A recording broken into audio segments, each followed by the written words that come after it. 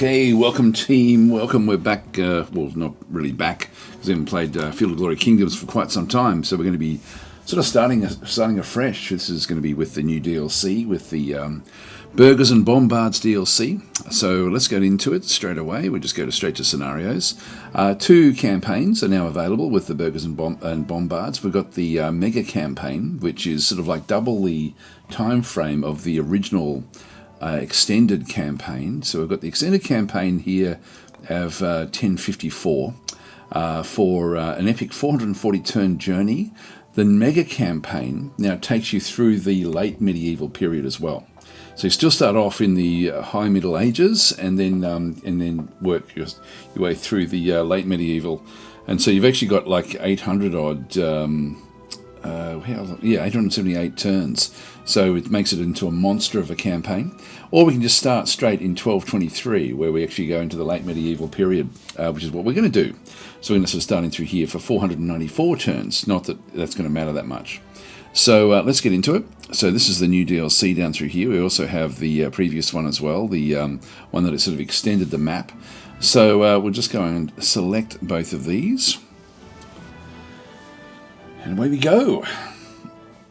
Now, at the moment, the game is 35% off, I think, on Steam. And actually, I didn't check to see what Field of Glory Medieval was. But if you don't actually have that game as well, then you do probably want to grab that as well, I would think. Because I'm assuming that's also on special, I would imagine. We should have a look at that, I guess. I'll just let it load in the map, and then we'll have a quick look over at Steam, figure out what your strategy should be if you do like the look of this game and you don't actually have it. If you don't even have the component pieces, let's just go through the different bits and pieces. We'll come back to this in just a second. So we'll quickly add in the Steam page. And Field of Glory of G. That'll get us there. So we've got 50% of Field of Glory Empires. This is the older version, the Ancients version. Medieval is not on special, unfortunately. So I thought it may have been, but that's Field of Glory 2 Medieval. You can play the battles out in this if you have Field of Glory Kingdom. Field of Glory Kingdom is a self-contained game. It has its own in-game battle system, which is very, very fast. But I prefer to play them out in Medieval, like in the actual Field of Glory 2 Medieval. It's much more tactical. It's like a tabletop. It's sort of like Field of Glory Kingdoms is essentially your strategic layer. And as I said before, you can play the combat out using. It's got like a very intricately sort of managed, but very, very board game sort of style approach to combat, which is like an auto battler, which works well. It does have random, like there is randomization, but it's sort of structured in a very, very nice way. You don't notice it much, the actual RNG aspect, if you've got the right sort of mix. So I'll talk a little bit about that when we get into it as well. But that is, at the moment, that is 35% off. Very positive back in through there. This is a very intricately deep game in terms of what it actually does do. It abstracts a lot of the mechanics of a lot of the day-to-day type things that went on in medieval life, and then makes them into very, very streamlined game mechanics, which sort of works very, very well. Feta Padana is saying, I love the art and music in this game. Yeah, it's great, isn't it? It's just fantastic. I was trying to, for my thumbnail actually, I was trying to get hold of one of the new images, but I couldn't find it anywhere. This one here, I really quite like the look of that one. Just the one they've used for the background there with the great big bombard, which is of course sort of like a feature of towards the end of the late medieval period. Anyway, great game. Don't know if the DLCs are on special. I'm assuming not. It's a shame that that's not on special. It often is. All right, let's just complete the story in that case. Let's go in, go a little bit deeper. Actually, that's all. Where's the actual DLC? Looks like the DLC is... Oh, there we go. You can get the bundle there at 20% off. That's not a lot. And I think that's because of the, I don't think you're getting any deal there. It may be worth getting that one, I guess. Maybe. And again, I don't think you'll find that this will be on special at all, the Burgers and Bombards. So even that one there, it looks like it's not really on coming soon. Well, it's actually out. It's here. It's not coming soon anymore. So that's actually, in the Rajas and Tribes, is 10% off. Okay, so you do get the sort of extended maps and things like that if at 10% off. Not the greatest deal, that one. If we go back and have another quick look at the Steam DB and have a look and see what it does say in here for Field of Glory.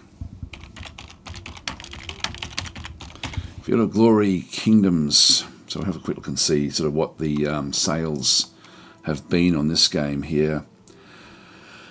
Well, there's been... Actually, that's not it. I'm just trying to think of where it is. Okay, we'll just go... So we're in the sales. So just do that field again. Field of Glory Kingdoms.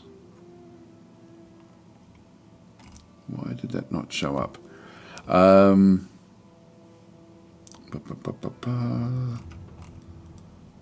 Should have had the sales. That should take me through to... No, it's going straight through the different one. The current sales. That's what it is. That's what it is. I've forgotten how to use this in that case. So we've got the... there is a way to show it. This is the price history. That is what we're looking for. So your lowest recorded price was 54% off or thereabouts, basically 55% off. So we're not the cheapest it's been. Actually, here we go. So this is actually sort of like price discounts, 20%. So we're sort of getting down towards there. There was actually a 54% off a little while back in February. So they do come along. At the moment, we've got a 35% off. So that's not, yeah, that's not too bad. If you go to Medieval too, Field of Glory, Medieval, Field of Glory 2 Medieval, and I'll have a look at its price drops here. So it's actually had some pretty big ones over time. Like this was. That was actually given away free at one point. Now I don't know what that would have been, why that would have been given away free, but that's very, very good, of course. But it does get down to 80% off at times. So back in February, it was down at 80%, and just recently it was down at 40%. They're good. That's good value. Any of these specials, but it's not on special at the moment. So you may want to wait for that one. But that's it. It's certainly we're going to be playing with Medieval today to have some fun with it. So anyway, let's just leave that where that is. Now, who do we play as? That's going to be the trick, I guess. The thing I like about this is that the late medieval, we now have the knights, sort of like not in shining armour, but they are definitely like sergeants and knights on horseback. So they're like the previous one when we were playing in the 1050s. We're playing in the high medieval period, but we're not playing. We're playing with sort of like lower level knights. They're not as heavily armoured, and they're not as prevalent in the armies. So particularly around England and stuff like that, you're actually still getting. You're really just getting the end of the Viking era, and so you're getting like the many foot soldiers. We'll still see them, I think, to a large extent back up in Norway. Yeah, so we're still sort of seeing the. The Viking type units back up through here. So if we played as Norway, we'd probably end up playing more like the old Viking era, which still wouldn't be bad. It's just a bit different. As we start to come down into the continent, you'll see there that Denmark is still very much sort of holding on to its Viking heritage. I'm not sure what the... it's almost be worth playing as Denmark, just to sort of see if we can actually get the transition happening. And then we start to sort of see down through here, this is Mecklenburg, where we're actually now seeing the full-blown knight. You know, I'm sort of tempted to go back and play as It's funny because we've still got Prussia is still actually very much a backward area in this stage, and then we're sort of getting like the Mazovian army back in through here, which is not as heavily armoured as you'll sort of see with the like Mecklenburg, for example. The Mecklenburg army. We could play it even as that, just a small one of these, and then try to sort of take over other swathes of territory. Some of them have got like crossbows. They're sort of like got a different sort of approach to them. More knights as we sort of come back down through towards Italy. Italy will be very, very compressed. A whole range of different units in through here.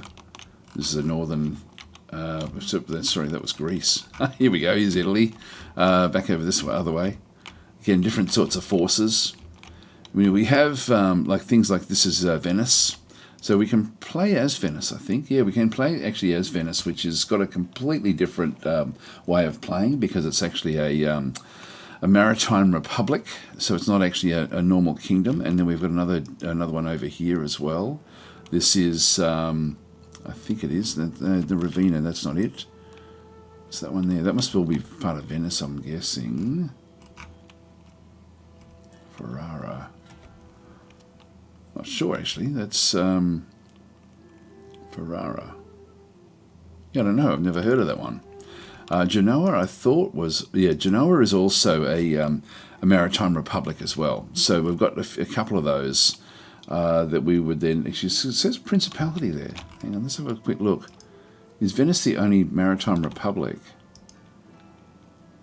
Yeah, they're municipalities. So you've got different structures in through here as well, with your various difficulty levels as well. So I think we could actually go and play as Mecklenburg. It's only a very small holding here, so we'd have to build it up. So it's only a duchy. And we're a vassal. We're actually a vassal of Denmark. So we're under Denmark's sway. Denmark is a petty kingdom.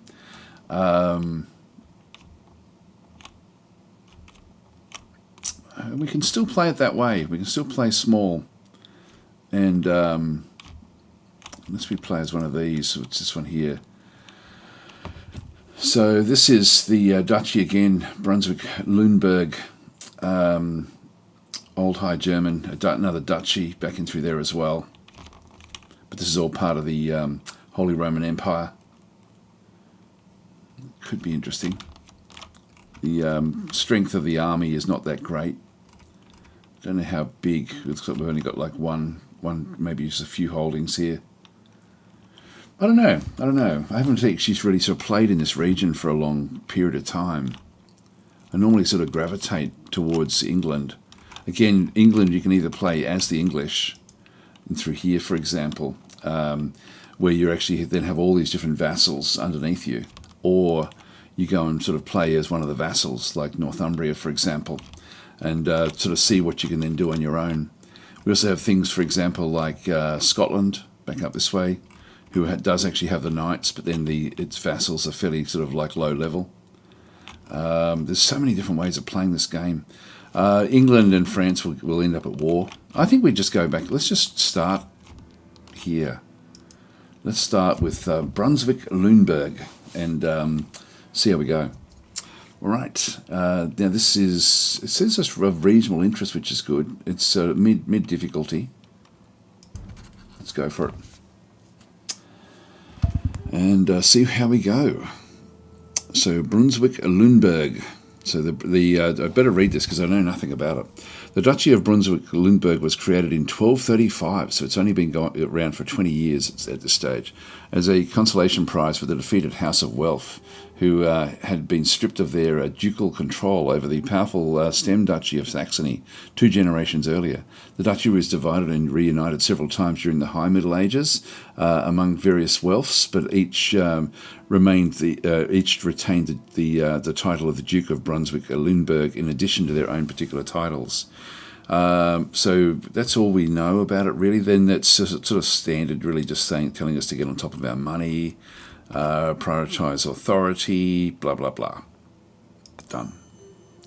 Now, this is the late campaign introduction. So the late campaign of 1223 offers a markedly different landscape to 1054. The Mongols are expanding swiftly in the east.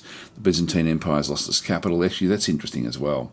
France and England are at war, and the Holy Roman Empire is torn by internal strife. The Russian principalities lie in disarray under Mongol pressure, while in Scandinavia rival kingdoms remain divided. In Spain, the Reconquista presses forwards against a waning Almohad power. In Egypt, the Ayyubids prevail as the Crusader states fight for survival. So you do actually have Crusader states at the start with this one. Persia is under Khazarmerian rule, but already threatened by Mongol incursions. The Khazarmerians have infuriated the Mongols through repeated acts of humiliation, while India, the Delhi Sultanate. So this is a very, very different start to what we had before. It's much more aggressive. Advanced economy. So we now actually have the advanced economy begins to appear. So we're sort of in the middle of it now. And so we've still a little way to go. Actually, we're only a couple of years into this, the creation of this particular duchy. Burghers are a new class, so we'll talk about them when they come in. They specialise in making money. Monetary upkeep there's now more monetary upkeep on buildings, so we'll go into that one as well. Inflation kicks in. I haven't been able to see where that kicks in, so I haven't seen that yet. And guilds are powerful, which eventually will get there.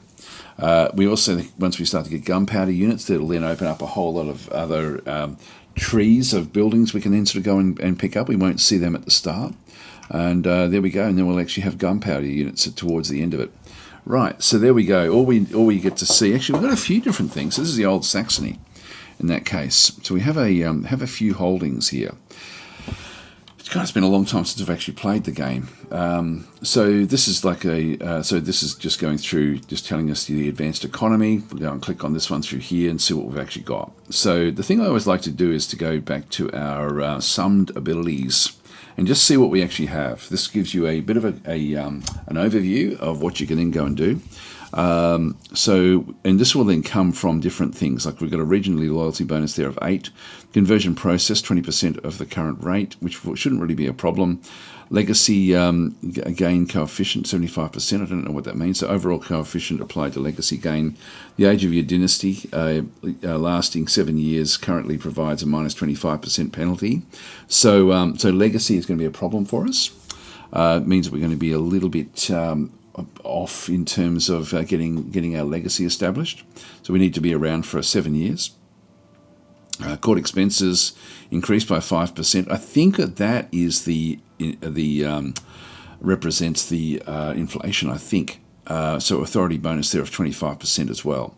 The transport ship level is 0. So transport ship is determined by the production of the transport ship goods, which we sort of are more inland than anything. Military expertise. So this is actually, the higher it is, the bigger the bonuses you get in leadership and troop training.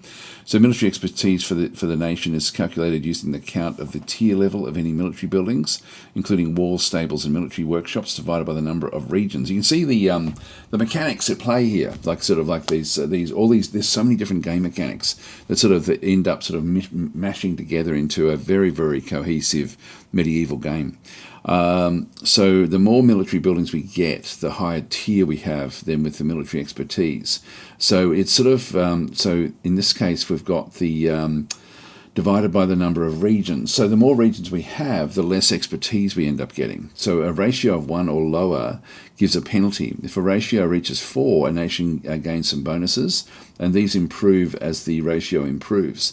Additionally, city garrisons also get an additional bonus in experience from military buildings in their region. So we're at 1.82, which means I can get maybe another couple of regions and still actually not have any penalties. So all we have to do is just keep on building up military buildings in the regions that we acquire. So it's going to be important to keep on track of that as well. Then we've got unit roster. So this is the years range where your current unit's national roster is valid, factoring bonus years. If you have any, you can get bonus years, meaning you're changed to a more advanced roster earlier than historical, depending on your military expertise, national capital education, how many military reforms you enacted. So currently these values are change from military expertise 3 years, change from capital education 0 years, and change from military reforms 8 years as well. So unit roster bonus years, it says 11. So from 1132, now we're at 1223. So we're still actually sort of in this, looks like we're in the bonus period for like 100 years for whatever reason. So non-dynastic character limits. So these are the extras we can actually have that come in. Like, so for example, we can bring in a like different generals, and if they're good enough, and they don't have to be from our family. Retinue allowance, this is a really important one to sort of know what this one actually is. So we've got 10, which means that we don't pay upkeep or much upkeep on the top 10 units that we actually have, standing units that we actually have in our army. Standing units are interesting because while you're at peace and while you're there back at home, they don't cost very much. When you send them out into battle, they start to cost a lot of money. So you need to have reserves of money behind you if you are going to become aggressive. Our current number of standing army units is 6, so we can get a few more. And maximum number of standing army units is 15, is the most we can ever have. So it sort of keeps the limits where they actually are. Hi Beacon, how are you going? But this little summed abilities is a really great screen, just to give you a quick overview as to where you actually are. If we go to actual overviews, we then get to see all sorts of different things about the actual group as well. So this is the domain size 5 of 12, authority gain up to 4. So this one here, this is the current size of your domain, required size for government change. Each vassal slightly decreases this requirement. So the value in parentheses indicates the maximum domain size that still maintains authority gain. So we can get up. It says authority gain up to 4. So it looks like we're a bit higher than what we get with the authority. So while appointing peers of the realm, governors can increase this value through their administration, you can at most double the base. So the base that we have is, well, actually, I'm not sure what the base is. Some nations can found powerful kingdoms by owning a specific region or reaching a certain size. Okay, so let's just see how we go there. So we can have up to 12, though. That's the maximum. Possible kingdom founding. So we have Vienne for Holy Roman Empire, Prague as well, and also Palermo. Kingdom founding required size of 25. So to actually then sort of take over or to create a kingdom, we're going to need to be 25, size 25. So these will possibly be sort of something to do with the playing as part of the Holy Roman Empire. So we are sort of like one of the, I guess, one of the electors of that group. Special status, no domestic spy network at this stage, so we don't actually have any sort of special status in through there. We have 5 regions in through here. So now this is the the Holy Roman Empire members list. So Brandenburg, Saxony, Lausitz. Where should be? Are we in there? Yeah, Brunswick, Lüneburg. We're a part of the group. There's 18 of us so far. So this is the members. The Holy Roman Empire must possess an authority equal to or greater than the average authority of all members to favour laws that benefit him. Any member that with higher authority will also contest the succession once the emperor dies. There we go. So maintaining a minimum of 10 members is crucial, as falling below this threshold will significantly reduce the maximum domain size for authority progress. All right, that's interesting. So again, we have to, if we're going to be part of the Holy Roman Empire, we need to maintain a balance of who's doing what, which means that we're more likely to come to each other's aid if there's a problem. We have no vassals, and we have no allies, we have no enemies. Back into here as well. We've got 25 peasants, 9 freemen, 5 burghers. This is the new class that we now have. 5 clergy and 5 nobles. So if we've got 5 regions, you'll sort of see that there's 1 noble per region, 1 clergy per region, 1 burgher per region, and then we actually have a mix of peasants and freemen, not fremen. It's not playing June. So the average loyalty there is 85. The average HRE members' authority is 59. All right, so we're just part of that particular group. Claims, we only have Braunschweig in through here, which is actually already will be part of what we have. That will then change over time. Realm traits. So we're a Holy Roman Empire member. So this is, as a member of the Holy Roman Empire, this nation, often a principality or a dukedom, unless you are the nation in control of the imperial seat, will want to limit the influence of the emperor while maintaining while managing to maintain the empire as powerful as possible as a whole. A conundrum seldom achieved. The imperial diet, the Dieta Imperii, was an institution and one of the tools for much divergent goals. So we're playing under a different set of rules. There's a lot of this in the game, where different regions, different sort of groups will actually have like a different set of rules that they play by. In game turns, nations belonging to the empire get a relationship boost at regular intervals, and attacking them can create a reaction from others. New laws affecting all members of the Holy Roman Empire will also be promulgated, for good or ill. So the court expenses increase is 20%, maximum domain size decreased by 35%. So that's being part of the Holy Roman Empire. We're an old High German culture. So this one here, structural construction reduction in infrastructure cost by 10%, applies only to this occupation, infrastructure and health. Yearly chance to have a newborn increased by 20% and conversion bonus 10% of the current rate. So this is actually the culture that we have. Then we have baronial vassal. So this is a faction modifier. So we actually have baronial vassal iron fist rule times 2. So this one gives us a standing army unit bonus of 2. But what it does do is we're going to end up with barons in our region to help manage the region. Now this is good and bad. It costs us money, but it will also add to our authority. So it's sort of like it's one of these things where it's something we can't really get rid of. So the barons will be underneath. We're the duke, and we'll have some barons that are just part of what we have. This game is there's a lot of abstraction in this game, but it sort of works when you embrace what it's doing. Average military expertise. So this one, the faction modifiers. This nation has a decent understanding of warfare. The men can be drilled using proven but classical techniques. The best can be said if the soldiers and officers of this nation are competent. Now, this is actually going to be from our leader. So we have a very good administrator. So the ruler modifier. So this ruler is an excellent administrator who's able to restore efficiency in the state, and people trust him. So we get an authority bonus there of 10%, productivity in agriculture increased by 2, productivity in infrastructure increased by 2, regional loyalty bonus of 8, administrative rating increased by 1 point. That's good. So that's Duke Aldolard. Good military as well. So again, he's good with military. We'll have a look and see why in just a minute. And he's a backstabber. So authority penalty for declaring war against a nation which you have no claim decreased by 50%.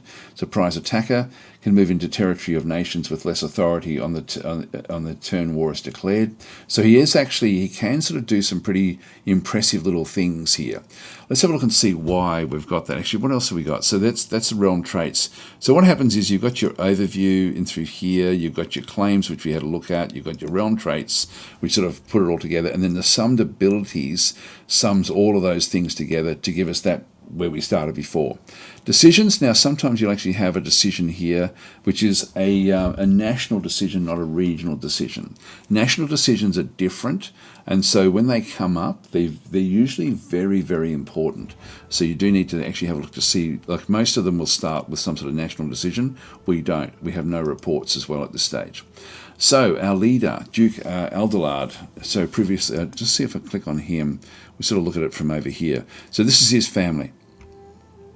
So Duke Aldolard, previously known as Duke von Stier, ruling since 33 turns, so for 16 years, married to Dame Margaret von Bronheim.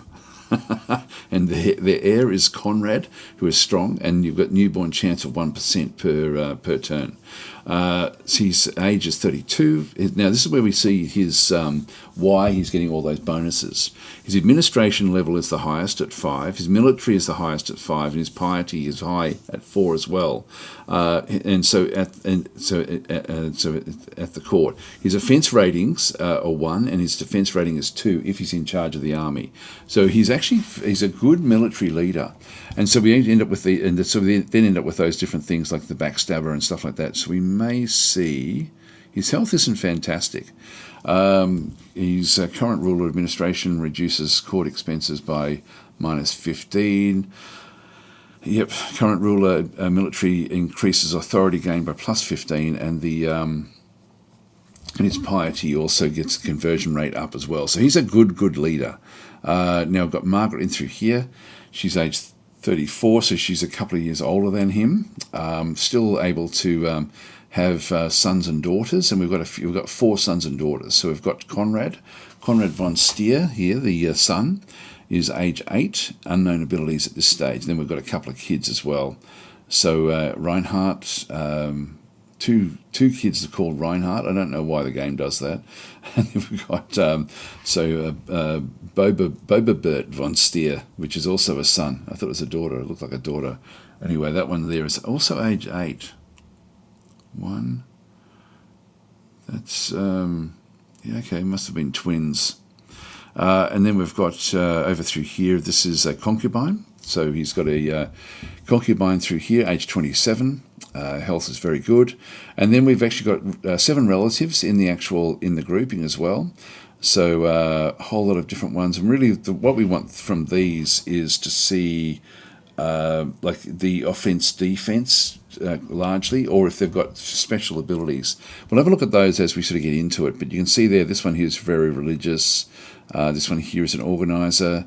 Stewardship bonus of 15%. Okay, this one's valiant. This one here has got an offense and defense rating of 1. So that's actually that's okay. Authority gained from destroyed units in battle increased by 25. Victory points in battle increased by 25. So that's and chance to die in battle increased as well. So he's valiant. So he's going to be in the front line. This one here has got a taxation penalty of 10%. It's a landowner. Food bonus though goes up. Let's have a look at some of the others. It's an uncle. He's got good offence and defence as well, actually, but he's ignorant. So global legacy gain from population education decreased by 35%. Bodyguard efficiency increased by +3 points. Then we have Mombert, who is another uncle, only age 20. So he actually has got 0 skills in combat. He's also valiant though, so if he does get put in charge of a combat, there's a chance that he's going to die. And then we have Isenbert, another uncle, also age 20. So this one here has got offense and defense there of 1, pampered, so movement penalty of 1. So he's not. We don't want him in charge of anything. Then we have these are the other nobles that we sort of saw there before. We get these bonus other courtiers that do come through. So this one here is actually now this one's leading the Brunswick-Lüneburg army, and he's only got an offence rating of 1, defence rating of 1, spendthrift. So unit upkeep increased by +20%. So we don't want him in charge of the army. He's going to have to be replaced. Bonus of 5 XPs when a unit is created, though. So he does actually have. So he's more about quality, and but we do get the experience when a unit is created. So they do go up a bit of a level. This one here, this is main gold, and through here, which has got 0. He's a landowner again. We're going to get a taxation penalty back and through there. This one's messy. Taxation penalty region. Yeah, he's not great either. He does have a great offensive rating. So this one here, he would be fine in charge of the military. Just not. He's not good in charge of any sort of territory though.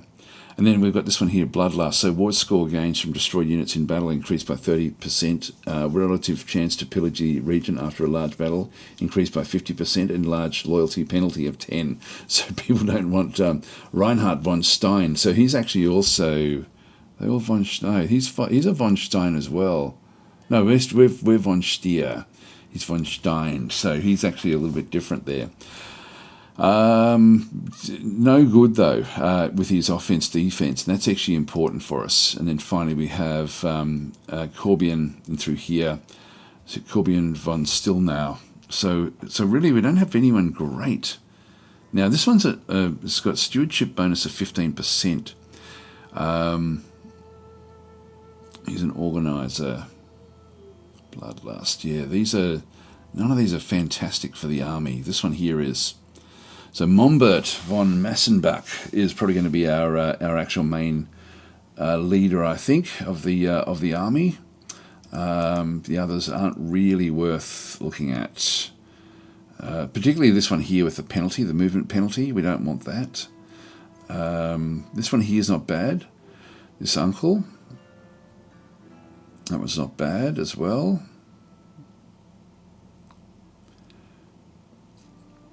Yeah, this is global legacy gain from population education decreased by 35%. Don't think that's going to matter that much though. We don't have anyone else that's really going to be all that great. 0, 0, 1, 0, 1, 1. That's not terribly bad, but it's still. I think that here Mombert is going to be the guy. So let's actually so that's now the family essentially, and we can sort of see things like, for example, their overall loyalties. So this is the dynastic summary. So the dynastic age, we've only been around for 7 years.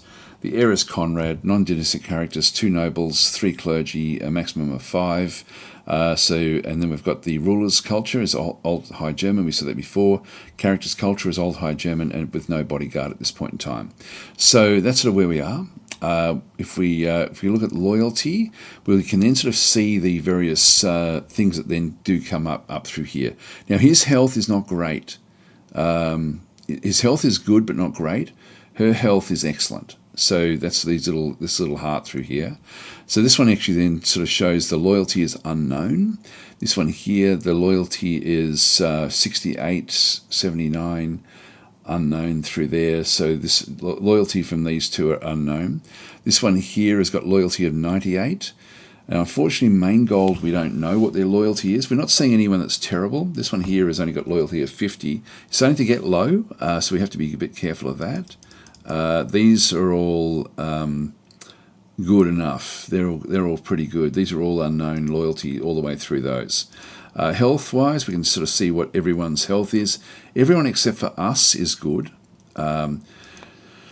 Charge, this is actually what their main sort of role is. So now Mombert is mainly piety. So this is actually, so putting him in charge is, so he's actually a clergy. That's where he wants to come from.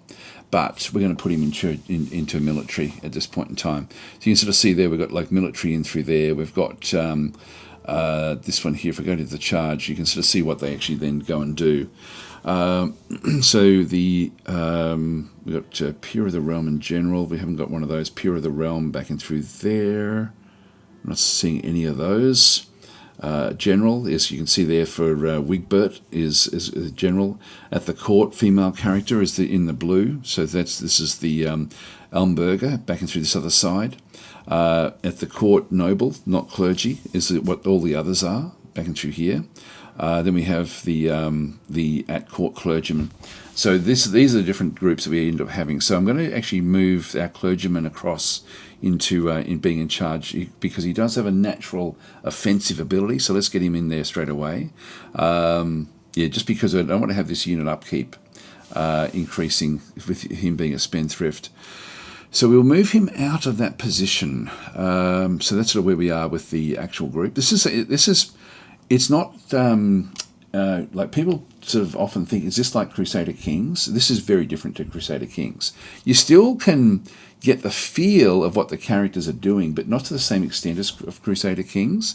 But it's very, very functional. Like it sort of means that there's still intrigue, there's still stuff that goes on, but not to the same depth. But then where this game shines is when we're back out in the actual big map, doing all the other different bits and pieces. Other mechanics that we actually have in through here is we've got it's a stable duchy, and so this is a European feudal landholding under the hereditary rulership of a duke. It ranks above both a county or a marquisate in preeminence, but below that of a principality or kingdom.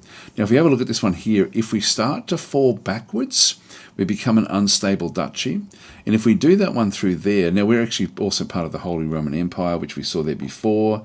But if we go backwards into here, we then can go into turmoil, where we start to get like military expertise penalties of 20%. So there's all sorts of different negatives that then happen.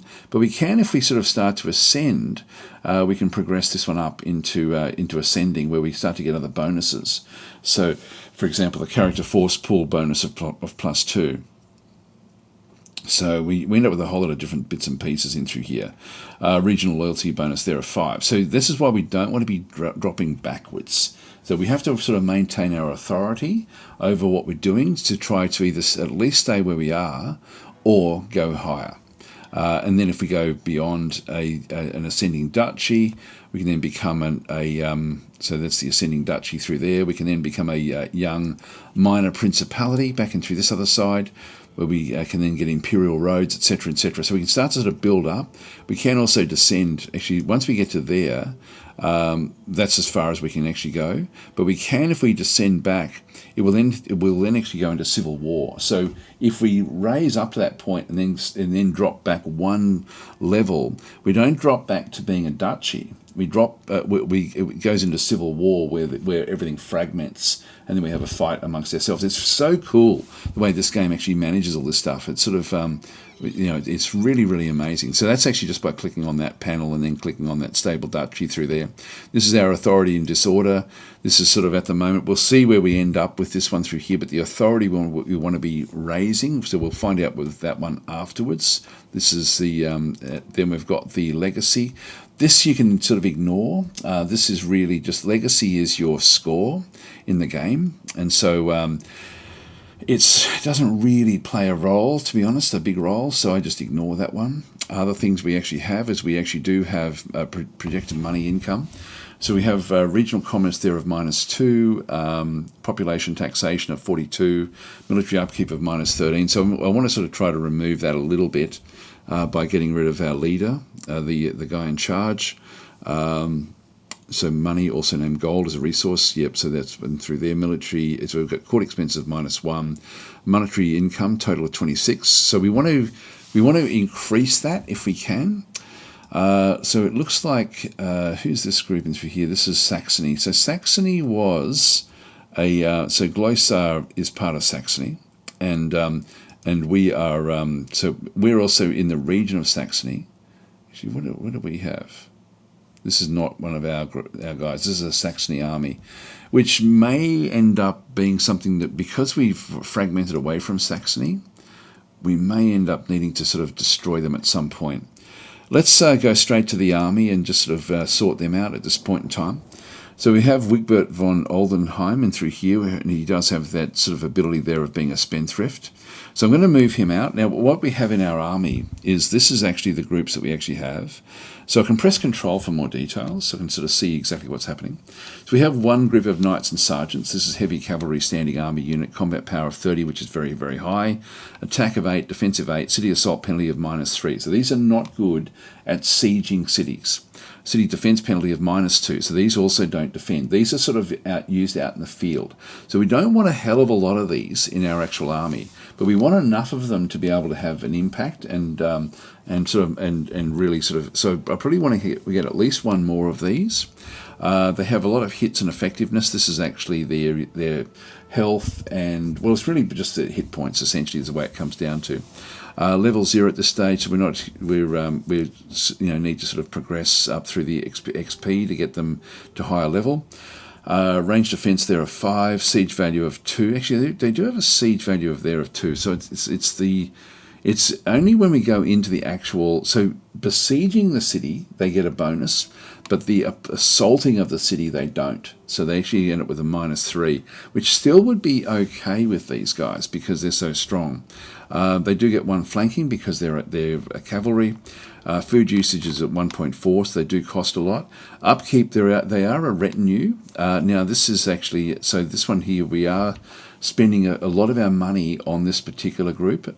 So this is actually we've got 12 money. The base is 32 though, so if we had extras beyond our retinue allowance, which is 10 units, we'd end up costing a fair bit more. Upkeep of 2 medals, and again it would normally be 4, and manpower of 1, which would normally be there of 6, and it moves at 6. It's got devastating charge, so this is sort of if it's open, arid, or steppe terrains, they do extra damage. They're well armoured, so this one actually helps them. They're steady, back and through here as well, but they are clumsy, and this is why they have the attack penalty and defence penalty in forested. It says actually arid, rough, swampy and mountainous terrains category. Now, it does say arrowed up the top there for the devastating charge. So they're clumsy, but still actually do have the charge. If the unit charges, will raise the combat value by 2. So there we go. So we've got like the extra little things that these knights and sergeants then go and do. We then actually have a, this is a defensive spearman. Defensive and offensive spearmen are two different classes in the game, which are very, very critical. These are your heavy infantry. Combat power of there of 16. Again, these are going to have a good city assault bonus there, or like +1. So these are great in the actual taking of cities. So these are really quite cool. Won't be as good as the Huskars from Denmark, but they're sort of up there. So they sort of do things. They're also bad in forests, swamps, and mountainous regions.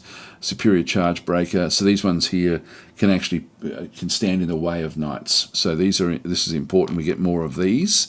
So we'd be wanting to get more of those. These are also part of the retinue. You can see there the upkeep on this is a lot lower than for the knights. Then we've got the heavy crossbowmen. Everything's going to be in the retinue because we don't have 10 units yet. So heavy crossbowmen unit through here. The upkeep is basically free on these, so we don't pay anything for. No, sorry, there is an upkeep down the bottom there. So we're paying a fair bit there. So 4 for each one of these. Now these actually also have the city defender bonus of +2 and an assault bonus of +1. So combat power is not as strong as this one, but it does sort of make up for it with what it can then sort of do. So we've got 2 of the crossbowmen, and then we've just got some sergeants as well, who are going to have the city assault penalty and defender penalty of 2. So probably really need to try to get more, like the cavalry is probably actually okay.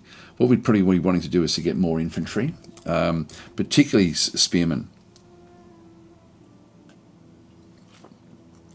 So let's work towards that. Now again, we've got the military upkeep there of -13. It's not really making a lot of sense because a lot of these, I think that we actually get most of these for free. If I just go and click on that, I'm not sure. Not sure if we go to the ledger.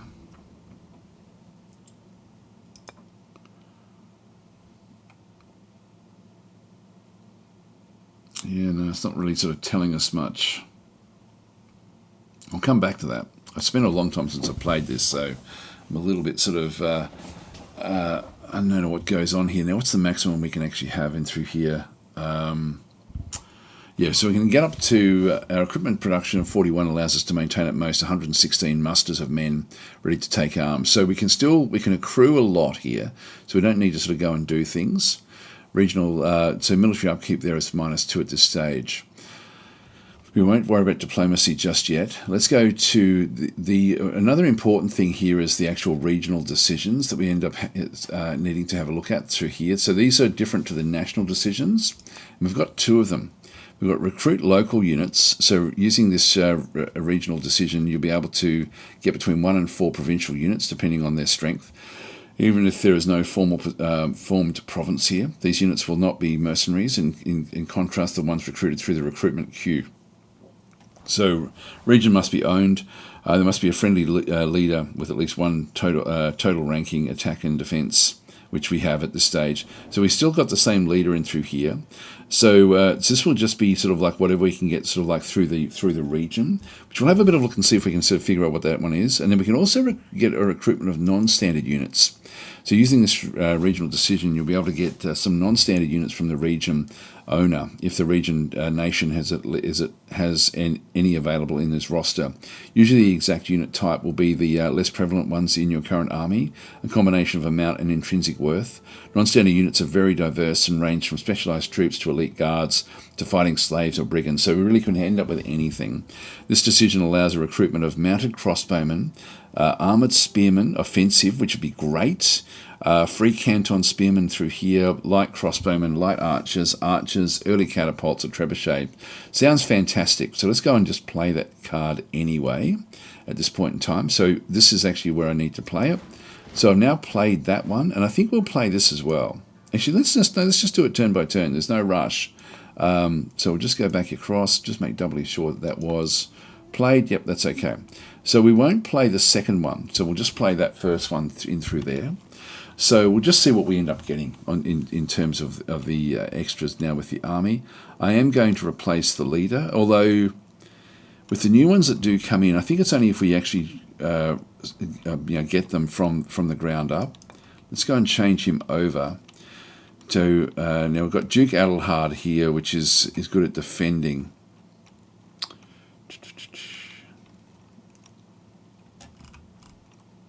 This is the one that I want.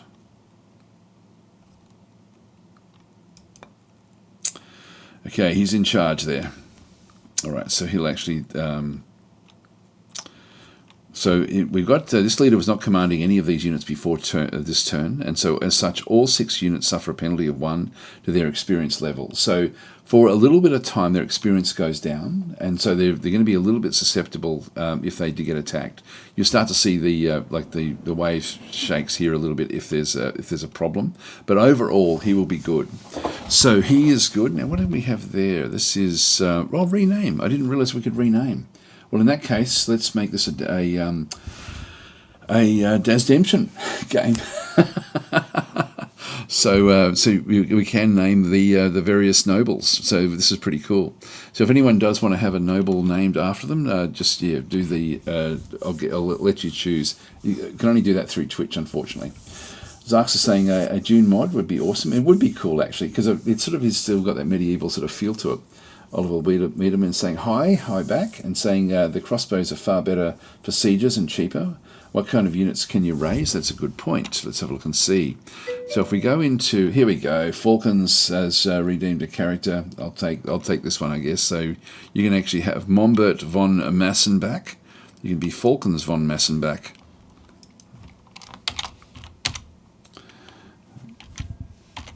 I don't know if I have to do the von. I'll try to keep the family names. It didn't actually change, did it?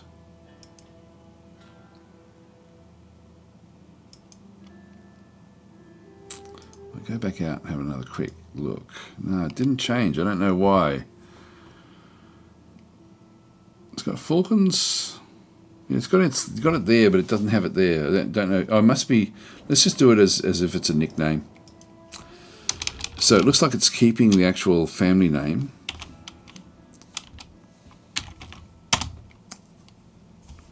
Yep, so I'll just keep it there. All right, so we'll see what actually happens there. So in terms of the actual, this is, now when I click on different things, let's just have a quick look and see what we've got. So the actual provinces that we have, so this is, and I don't actually have the full region. So I will be wanting to get Saxony under my control, I think, at some point. So we'll have to use a bit of subterfuge to get it so we can actually get the majority of Saxony. So we don't actually have control of it just yet. We'll talk about these provinces in just a second. So if we go into the, actually no, I've forgotten where it is. We've got the building queue in there. This is unit queue is empty. So what we can currently build is, this is units too costly for the nation's remaining resources, so I can't actually go and grab one of those. It's going to cost me. This one here is a. We also have to figure out what it actually is. If we have a look and see, if I press Control, no, that's not it. You can't bring that one across. What is this one? This one becomes a standing army unit. Yeah, so I can only have up to 15 of these. So von Schweinhund saying redeemed a character. If possible to get one of the last guy in the row. It looks like Richard III in disguise. Let's have a look and see. As in the last uncle, or this guy. Yeah, that's the one, isn't it? This one here. This clergyman, the organizer. So he has got good skills there in piety. All right. So we'll. Now, can I change his name? Maybe we can't do this, guys, unless they're in charge of something. I can't actually go in and change it in here. Oh, that's a shame. That's strange, actually. I would have thought we would be able to do that. And Chico von Dunkelberg says, and Chico. So I can't change the names. No there's no right clicks or anything. That just changes the map. Yeah, okay, look, I'll keep it there just in case I get a chance to do something. If we actually apply you across to someone, we'll see how we go. Maybe if they're on the map and doing things, we can name them, but we should be able to, if we can name them here, we should be able to name them anywhere. Anyway, what are we looking at? We were up to seeing what we can actually go and get from the army. So if we were building an army through here, so we can get these are German mercenaries, so we can actually go and bring in mercenary units, which are armored spearmen. These are actually, that's interesting. Even though it's mercenary, it's still a standing army unit. It does cost a lot of gold to bring in. Cost 24 manpower, and so these, even though they're mercenary, it's actually left click for details is what we're just sort of seeing down through here. So I can afford those. These are raw early levy spearmen, which why can't I? I can get these as well. So this one here is actually a levy. So we just raise these, and so this is the upkeep of 12 money. So we can actually just build these sort of for free, but they do cost me a little bit. So it's 18. So the upkeep is 12, but when we only costing 18 to bring them in. If we go back to this one through here, this one does cost me 21 per turn, except if it's part of our retinue. Now this would be another good one for us to add in. I won't do it yet, though. I won't do it yet. It does cost me 8, and I'm only getting 10 manpower. Although again, because we've got the standing units, that will be a little bit less. We might experiment with that and try to figure out exactly what we do get. We're only getting 3 metal production per turn, and everything else is good there. So I think that one's a good one for us to go and get. So we've got the levy spearmen, we've got the early defensive spearmen down through here. Again, we're looking at this one's better global power with what it can then go and do. It is clumsy, but it does have a superior charge breaker. This one in through here, the early defensive spearman is the same. Costs a bit less, 21 upkeep, 8 and 3 again. So similar sort of upkeep to what we saw there before.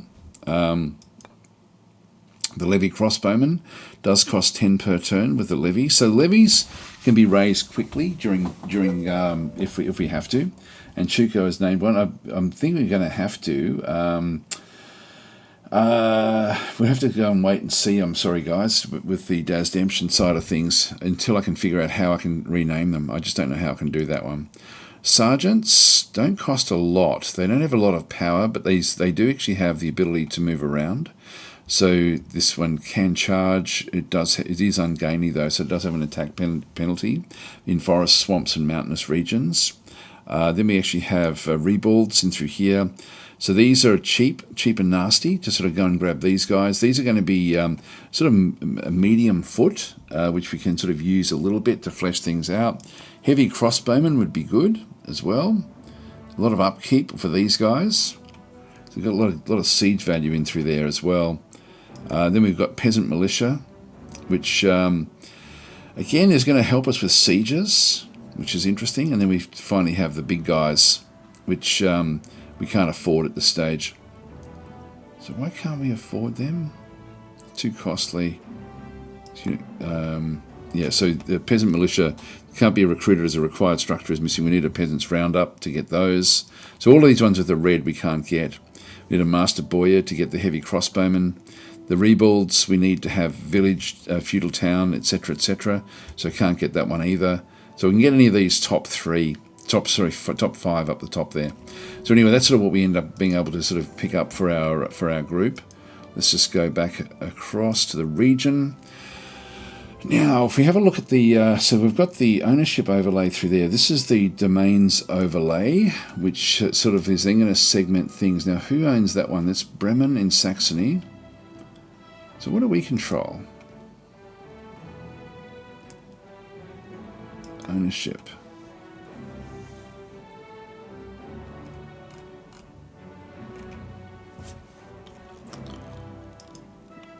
So we have this one through here. which is in Westphalia. So Westphalia is down that way. Yes, near Thuringia. So we've only got 2 of these locations in here.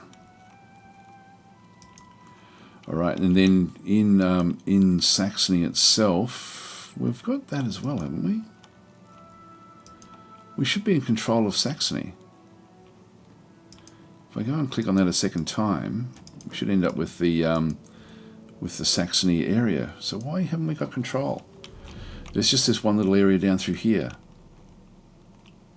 So we end up with those 3 plus these 2 in Westphalia. That's got me a little bit confused, actually. Hang on, the scrolling is no longer working. Why is that? Oh, there we go. So let's just sort of start here. This is our capital. So Braunschweig in Saxony.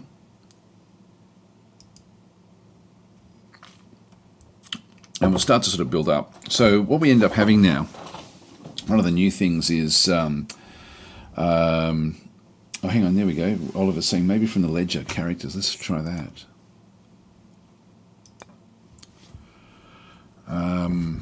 Now, who was his name again?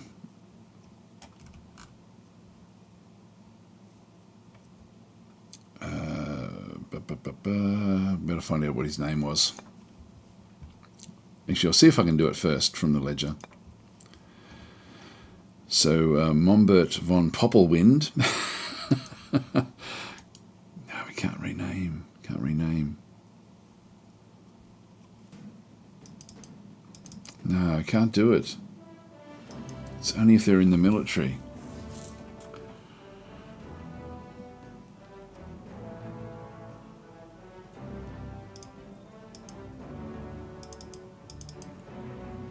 They don't even show up in here. I don't think it's even worth doing, to be honest. Oh, there we go. It's got position. So it's part of the position that they're given. So the name actually comes into position. Not actually. It's not actually a name of the character. Oh, it's the name of the army. Oh, that's not gonna work, guys. So yeah, we're not gonna be able to do it. So it's actually when we're renaming, we're renaming the army, not the unit. Okay, that's well, that sort of makes sense, I guess. So forget that. We're not doing. I'll just go and redeem all those points back, and I'll probably have to rename this one back to our main, our like the actual army name rather than the Falcons name. Can't use a permanent marker and write them on the screen. It'll be fine. Yeah, that's a great idea. Thanks, orangutans. That's a good idea, though, to look at the characters in through there in the ledger. Anyway, let's keep on now, just going through and building up what we sort of need. So the way the game structures each province, once we get past this, we'll be able to rattle through the turns a little bit. But this province here is we've got like a food generation in the top. And at the moment, you can see that we've got like a lot of Central German Catholic Christian peasants in through here. We have one with red underneath it. This one here is a Central German pagan peasant. So we do have some pagans. Then there's a conversion chance of 2.16 per turn that they will change across into being Christianized. So at this stage, they're still not fully Christianized in this region. So that's the only pagan we actually have through there.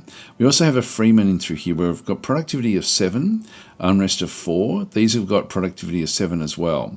The next one down here is actually sort of like where it's more, we can put peasants in either of these 2 areas. So I can go and, for example, go and grab those and add them all down into this particular region. So it takes 21 away, puts 21 in there. So the freeman can work in those regions. If I just go and grab the freeman, I can go and click on that one. I remove 7 from here, add 7 to there. I can also, they're not as skilled, but I can put them into the money-making area down through here. So this is sort of like where we can actually then end up going and doing a few different bits and pieces. So I can move them to take 7 away from food and put 5 into there. I don't get any benefit back over this other side. We'll have a look at those in just a minute. But I can use the freeman in sort of like more of a role as well. They can actually still fulfill a role here to generate money. Down through here, this is a new one that we actually have. This is a Central German Catholic Christian burger. And so this one here has got a productivity of 12 while it's in here. If I go and move this one away from this money making, it only does 6 and it can't work on the land. It can't work over this area as well. So these actually halve their abilities if we need them in production. So we've got the charcoal burner in through here. So then we've got, over this other side, we've got military. And the military, we can end up with, like nobles can be in here, for example, other different sorts of units in through this other side. So this is actually where we have, at the moment, we've just got a rudimentary fort. We have 1 clergy. So this one here, I can actually go and, I can't really move these around. They can move from, the clergy will have a -20 to piety, and then move them across into production to give me +10. So I can make them work in the fields over here, or in that particular area. But it's going to then hit my piety pretty badly. And then down through here we have the nobles as well. And so I can move the nobles from here, where we end up with authority, down the bottom here, or stewardship, up into actual military production. So they can flip between these two. They can go across and work with in the money making with the burgers as well. So I can flick these around to tweak what I want, or I can just let the AI do it as well. Other things that we're looking at, what's going on here, this is an owned province, and there is a foreign claim on us from Saxony. So Saxony may want this province back, with what they end up having. Saxony looks to be very, very weak. We might see if we can actually do something about that. It's going to be problematic because we have to then work within the Holy Roman Empire areas as well. So at the moment, the AI is just sort of shuffling around units where it thinks it's required, which I think is fine. Now, there was certain things. We've got a butchery down through here. If I go and click on these, I can then just get a bit more detail. So we're missing a bonus of 3 money and 1 stewardship from wine. So if we could bring wine into this region, that would actually work in well. And I've forgotten exactly how this now works, whether you need to actually have it, whether you can import it, or whether you have to actually have it from the region. I know that they've changed it a little while ago, the way it does sort of work. But this one, the butchery is generating 3 food, 6 money, including 3 from salt. So we've got salt from somewhere. Stewardship is 3 as well. So we've got that one through there. Needs livestock imported from Fulda, costs 2 money. So we are importing this one from Fulda. And so if we can get hold of livestock, it won't cost us the 2 money. Now, I can disassemble this particular one. Some of these we can actually go and do that one with. Let's go and have a look at the next one. This is a bandit lair. Now, this is one that we can't disassemble. So this is actually a problem. And so this one here, it cost me food, cost me money, cost me stewardship. So this is something we're going to need to try to get rid of. Now, the bandit, there's a few little things, and when you see stuff like, see there's like a little fox symbol, or a little wolf or fox in the top, it means that it's actually a negative area. And this came in a little while ago into the game. And so it's not using up any slots, but it's ransoming the local regional authority penalty of, ransoming the locals and regional loyalty penalty there of 5. So bandits are present in this region and will regularly steal and bully the local population until they are dealt with. So we need to deal with them, but we don't deal with them just by sending the army in as such. The impediment, so that's actually what it is. When you see those little sort of wolf symbols, and there's a few other ones as well. So this impediment counts as a Tier 1 commerce and production building. It can be removed with the presence of an army worth at least 100 combat power. Okay, we can do it with the army. So we will be building our army up, so we will actually get rid of it with a 20% success per turn. So if we do build the army up, and at the moment our army is worth 92. So after we play this next card, we should then be strong enough, and then there's a 20% chance per turn it will then be removed. Has a chance to be also a chance to be removed with the presence of a local watch, town watch, and night watch. Which we don't have. That would be over here. Can be removed with the remove hostilities regional decision. If we end up with one of those cards, we could then go and do it. So that's an impediment. And if we click on this one, we can just sort of see other details about the different buildings, but which we don't need to worry about. Now, the next thing we have is we also have another impediment, tenacious grassland. This one here cost me food and infrastructure. and this one also can't be removed. So how do we remove this one? This one's another impediment. So resilient and hard to uproot weeds are everywhere, and this makes planting the crops much harder than usual. Terracing might help solve this issue. So it has a chance to be removed each term with the presence of a shepherd house or goat's herd. So if we can build one of those, that's a good chance of then us getting even more food and infrastructure. It can be removed using the remove natural obstacle regional decision as well. So if we get the chance to build one of those, we will. What else do we have in through here? We've got food storage in through that side, which is costing me a bit of money. We need nuts and seeds for that one. Manorial domain. So this one here is giving us a bonus to food. We are getting some from flax. We might have a look to see what bonuses we end up getting around the place as well. Missing 2 from legumes, needs livestock, and again we're costing me 2 money from that one. It does produce preserved food, which is good, within a trade range of 2, and there are 7 needed, 6 consumed, and 5 produced, so that's good for us. A single preserved food produced locally is exported to Nassau. Okay. As a garrison, it gives me 1 light troop. It's a milestone structure. This building has a pivotal role and will unlock several other buildings of importance. So this is manorial domain, and so we can end up with a feudal domain in through here. So current, again, this one may be sort of like almost like a barony type thing, but this one's actually, it's costing me a little bit of money to keep this one going. So we've sort of got like a manor here, but we're not really living in it. So this indispensable structure is a gateway to higher Tier 1 agricultural buildings, which is good, and mandatory Tier 2 buildings. So this is cool. So very, very cool one. That one can be upgraded to a lord's estate. So it allows all sorts of different things into there. So that's a good one. Back over here, we have the noble's residence. This is actually our house, the house where we're from. Money is costing us a bit, but stewardship goes up. Again, we can't remove this particular one. It's a national wonder, meaning that it's sort of like it's our full structure. And there's no real upgrades there. I'll just keep that one where that is. We've then got a commoner cemetery, which is costing me a little bit of money, but piety is going up, dust to dust, so health bonus of 3%, regional loyalty bonus of 3 as well. So that's actually fine. And then we actually have the rudimentary fort in through here, which will also then allow us to then go and do upgrades. So let's go and see what we can build in this particular region. So these are what we end up having. Now these are going to cost me a fair bit at this point in time. So the farm is not what we needed to get rid of this impediment. We do actually have village roads, which will give me infrastructure of 3 and money of 2. This one can then sort of improve up to imperial roads, which is actually not a bad one. We also then have a local market for down the bottom through here. This one here is going to give me less infrastructure. Money will go to -2, including changes 3 from preserved food, 3 from flax, missing 3 from wine and wool. Needs pottery, trading required. That's why it's costing money, so I won't do that one just yet, but that will be a good one. Tournament ground. This one is a military building back over through here, and so the tournament ground is going to give me stewardship goes up, equipment goes up. That's actually pretty good. We are missing some from weapons and armors. Clash of arms, bonus of 10 XP when the unit is created. Applies to cavalries. All right, so that one does sort of requires essentially the rudimentary fort, and then it becomes, other things become available like the peasants roundup. But I think we get that anyway from the rudimentary fort. So that one's one thing we can do. Scribe is going to give me more money, but piety will go down a little bit. And then we have storyteller, where legacy will go up, which I'm not really interested in. Money will go up, infrastructure will come down. So that's a bit of a basic one.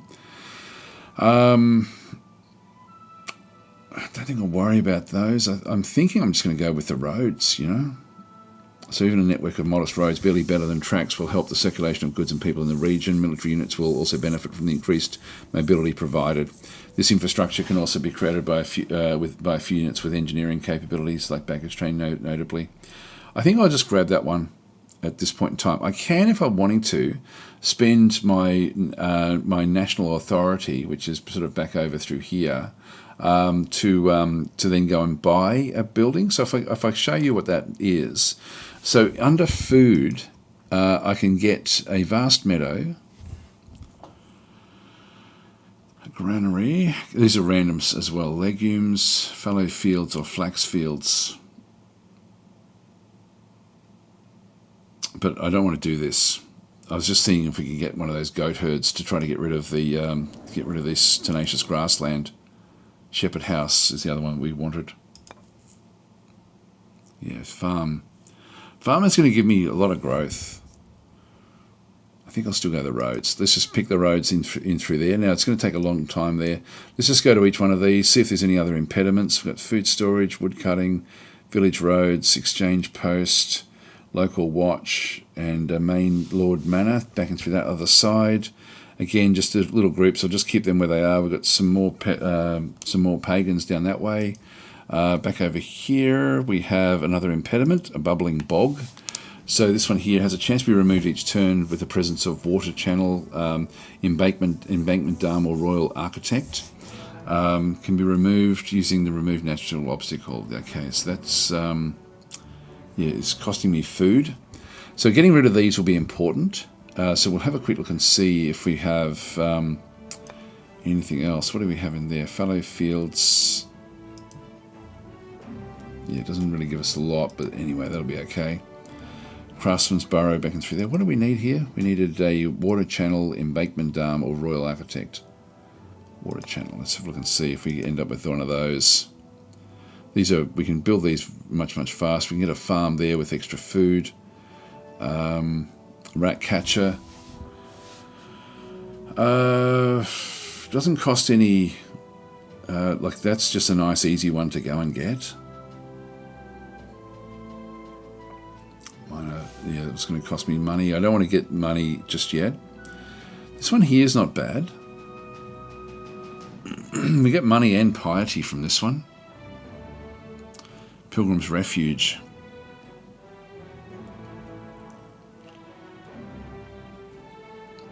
There's a health penalty for that one though. And then hunting grounds down through here. The weavers, at the moment we don't actually have dyes, so it's not, and we need wool, etc. The rat catcher, I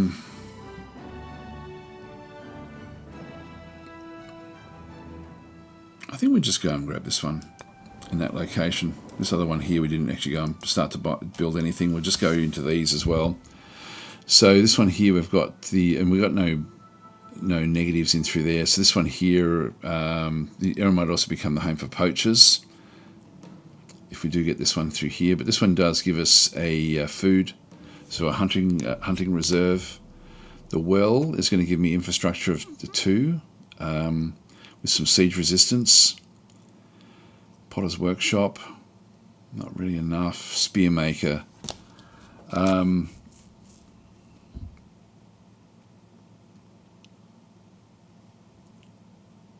Yeah, assemble and store a variety of light to medium weaponry. Spearmakers will efficiently and specifically improve your spearmen. It's converting their raw versions to a more experienced one, which is actually good. It does cost me a lot of money though at this stage, so I want to get on top of the money before we start to do any of this stuff. A Lord's Tribunal. Get stewardship bonuses there. I think we might just go the well. Let's get more infrastructure in that location. So we're building all of those 3. Let's go across this one now as well. Now money that costs too much money for this food storage. The craftsman gives me heaps of infrastructure, but at the cost of a lot of money. This one here we get a lot of money from all sorts of different things. That one's a good one actually. The exchange post, but I can't. It's not building at this stage. And this one over here we have. Food goes up, money goes up. The poultry farm is a good one. Parchmenteer produces parchment and vellum. We don't need any just yet. Brickworks as well is a good one.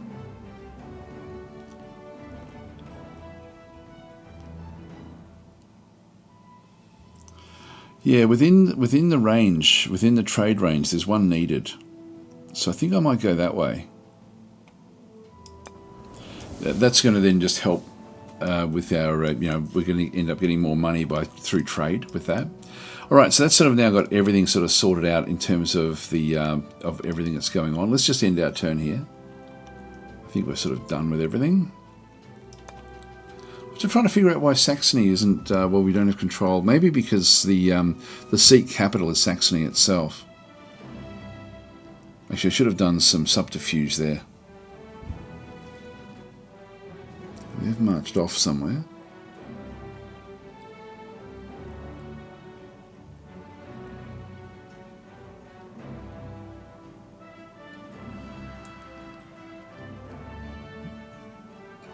Processing the turn. It's like a WeGo system where you sort of set your orders up and then it just plays it out over the course of like 6 months.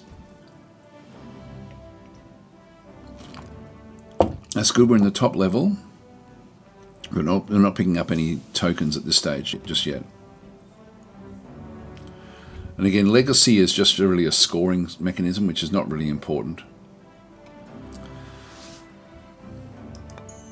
All right, so under the wise rule of Adelard as progressing, so we're in the progress tier, which just means we're in the top third of countries. So this is a summary again, nothing much really happening in through there. There is actually now a decision to be made. We've got Royal Purse. Now I'm not going to be able to do anything through here. To do this one here, I need to have the money is at least equal to 1,000, which it's not.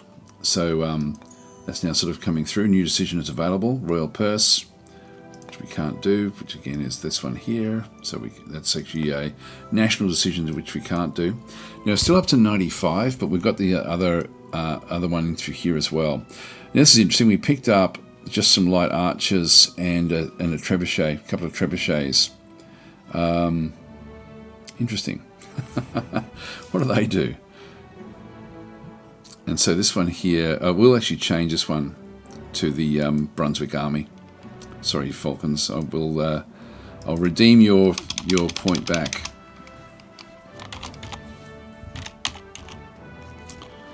Brunswick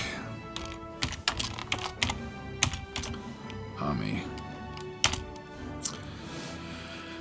Okay, yeah, I should have realised that's what that one was for. So we can just go and merge these. If I go and click on that one, merge with this one here. That should have merged, hang on. Oh, there we go. They're now in there. All right, so the Brunswick Army now is here. We now are over 100 points. So trebuchets, what do they do? Siege engine and artillery, standing army unit, support unit. So it's got a combat power of 3, attack of 0, defense of 2, city defender bonus of +2. Levels. This one's also now part of the retinue as well. So siege value of 12. So this is great for sieges. Yep. Okay, that's good. So it's not great for what else we end up doing. Then we've just got light archers through here. These are skirmishers. So we're still not really picking up what we want. So we've got 1, 2, 3, 4, 5, 6, 7, 8, 9, 10. So we've now got the full, everyone here is a retinue. But I do want to get more higher level units. So I am going to go and click on, now we also then have another, so new claim, in a bold move, Adelard demands the recognition of Magdeburg as a rightful territory of Brunswick-Lüneburg. So we do actually have one over here now, in Mecklenburg. It was Mecklenburg, wasn't it? No, Magdeburg.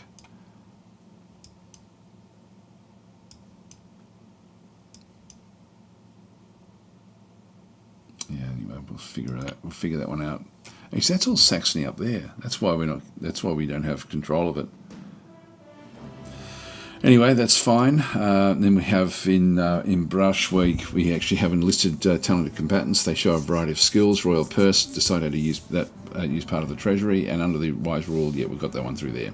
So that's all of the different messages in through that other side. If we have a quick look again at the ownership overlay,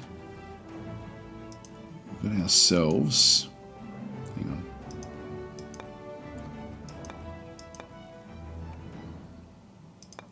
Let's go back to this one here, domains. So that's Ostmark. Saxony, Saxony, Saxony. Oh, that's what it is. We need to get some of these from Denmark. All right, well, maybe Denmark's who we go after, just to sort of pick up. We want to be in control of the region of Saxony. Get Schleswig in through there. Hamburg and Lübeck we'll aim for. I would like to go and get Saxony back and through here as well. Have a look at again at the kingdoms.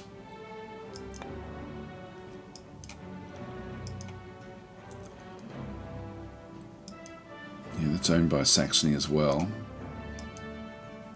It's Brandenburg.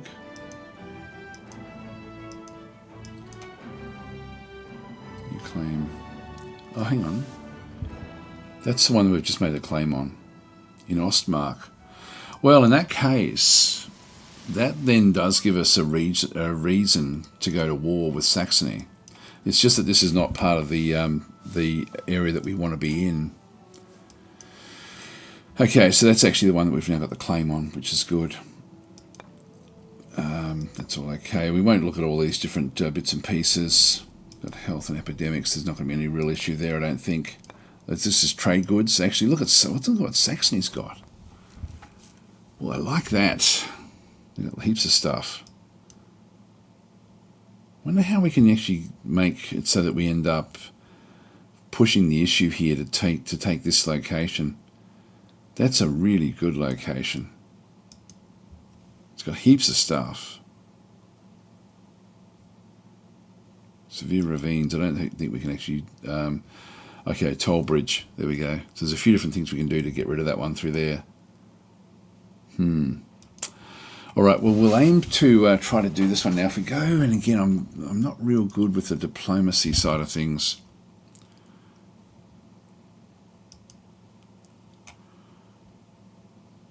Now, I don't know if I can just declare war on it straight away.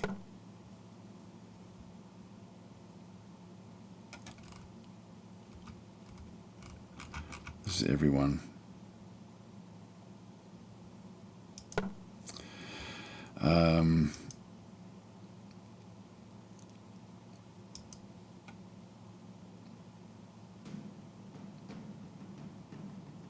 I've forgotten how we do this one. Foreign policy. Help if trusted. Future ally.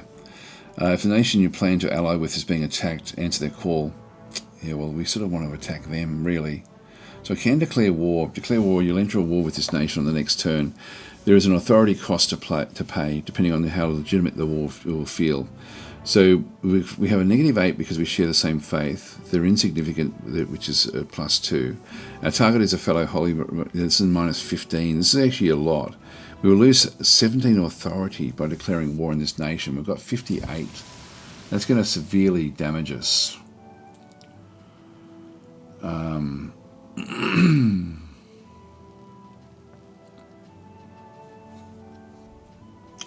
So the end result will be the same. This will anger them and please their enemies. If you have no claim on their territory, you might get one, although it can cost some authority. Yeah, this is all difficult stuff at this stage. Propose a transaction. You propose an exchange of various items, yeah, which we don't... I want that territory. If I insult them, then, yeah, it could cost us authority. I am concerned about this. But that's such a good... Like, I didn't realise there was that many trade goods that they've actually got control of. And they were part... We were all part of one big group initially. Let's just go back to our regional decision. So we've got recruit local units here. I will go and do that one through there.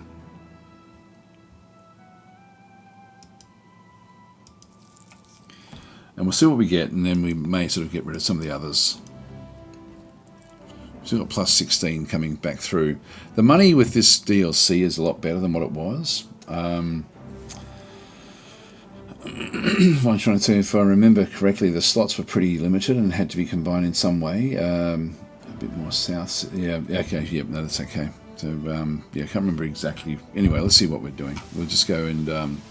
keep on building up. We do actually now have a chance to get rid of those brigands. because our army is larger.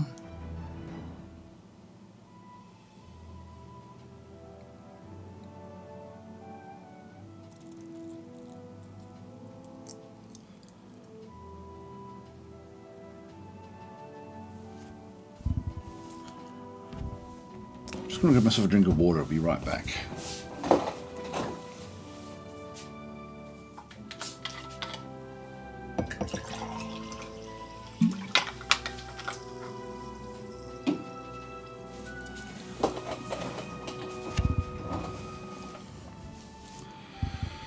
Yeah, we're still in this top level, which is good. It's now just running through the AI moves.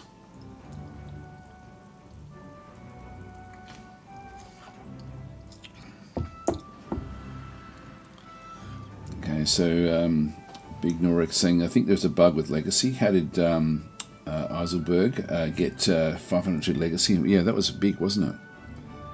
Let's see if they get it again.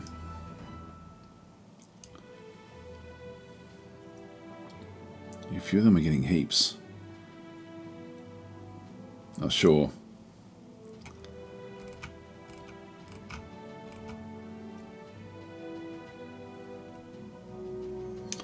I'm not sure. They possibly have national decisions that can be made to give them high legacy. Legacy is really just the scoring in the game. It's not really. There's no real big benefit from it.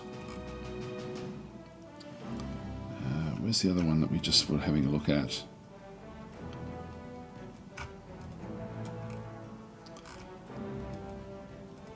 Yeah, I'm not sure.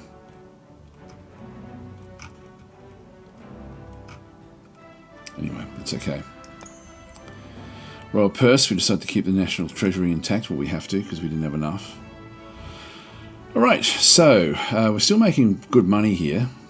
So we may have gotten rid of those brigands. We'll see what actually happens. Yep, so we've got another 20 back in through that side. We'll just go and grab these guys. So here we go. This is good. We've got early armoured spearmen again, defensive spearmen. That's good for us. Just merge that across with the army again.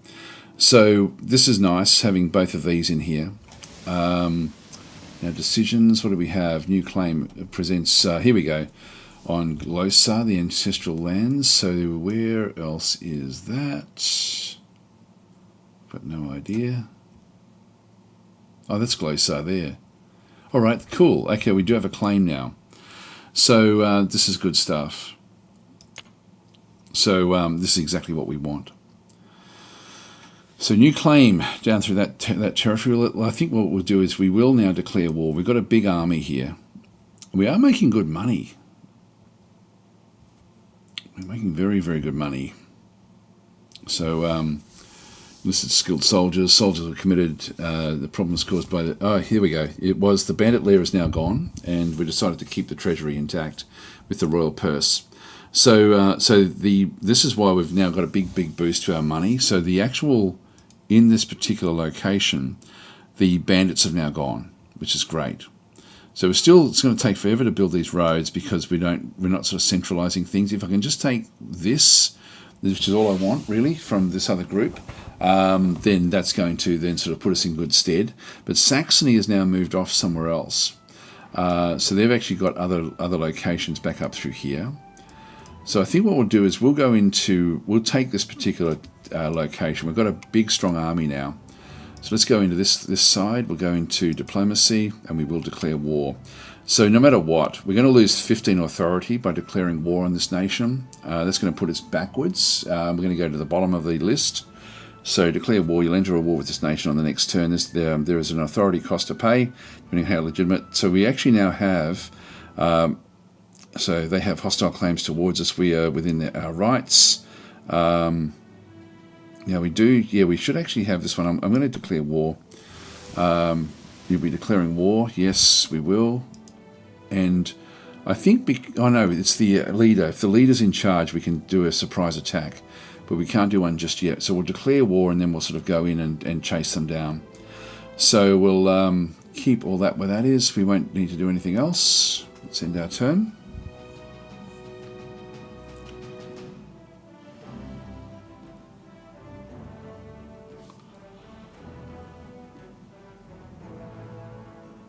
come. They're trying to raise a bit of an army.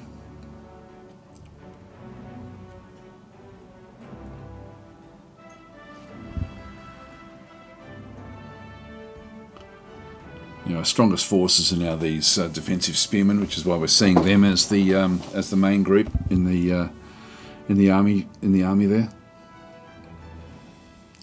So Orangutan saying, "Is this northern Germany?" Yes.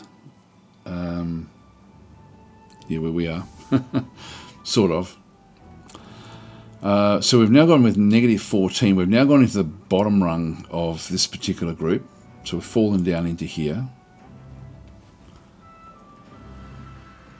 So we need to get our authority up, which we'll get by winning the war.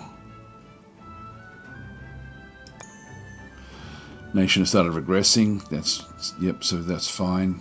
Just close that one off. Swords are withdrawn and blood has been spilled. We now engage in a fierce struggle. There we go. So it's Saxony we're now sort of at war with them. We can have a look and see what else there is in Padelborn. A mysterious epidemic is appearing, and so far none know how to fight it. Okay, that's a bit of a problem. And back over here. So we have health issues. And then we also have, you've received a new regional decision, attract migrants if we do want to. So we can actually make this one here, where we can play this somewhere. Yeah, it's going to cost me 60 though, and I don't think I want to do that just yet. Everything else is still pretty good. Even our metal production is actually good enough. So we'll now move in. Now I can just go straight into do an assault on there, but there's 3 walls there. So I definitely need to besiege this, and by having the trebuchets, this is going to really speed things up nicely for us. Now we may end up having to find their army before we can sort of do much else. Let's just leave it there and end our turn.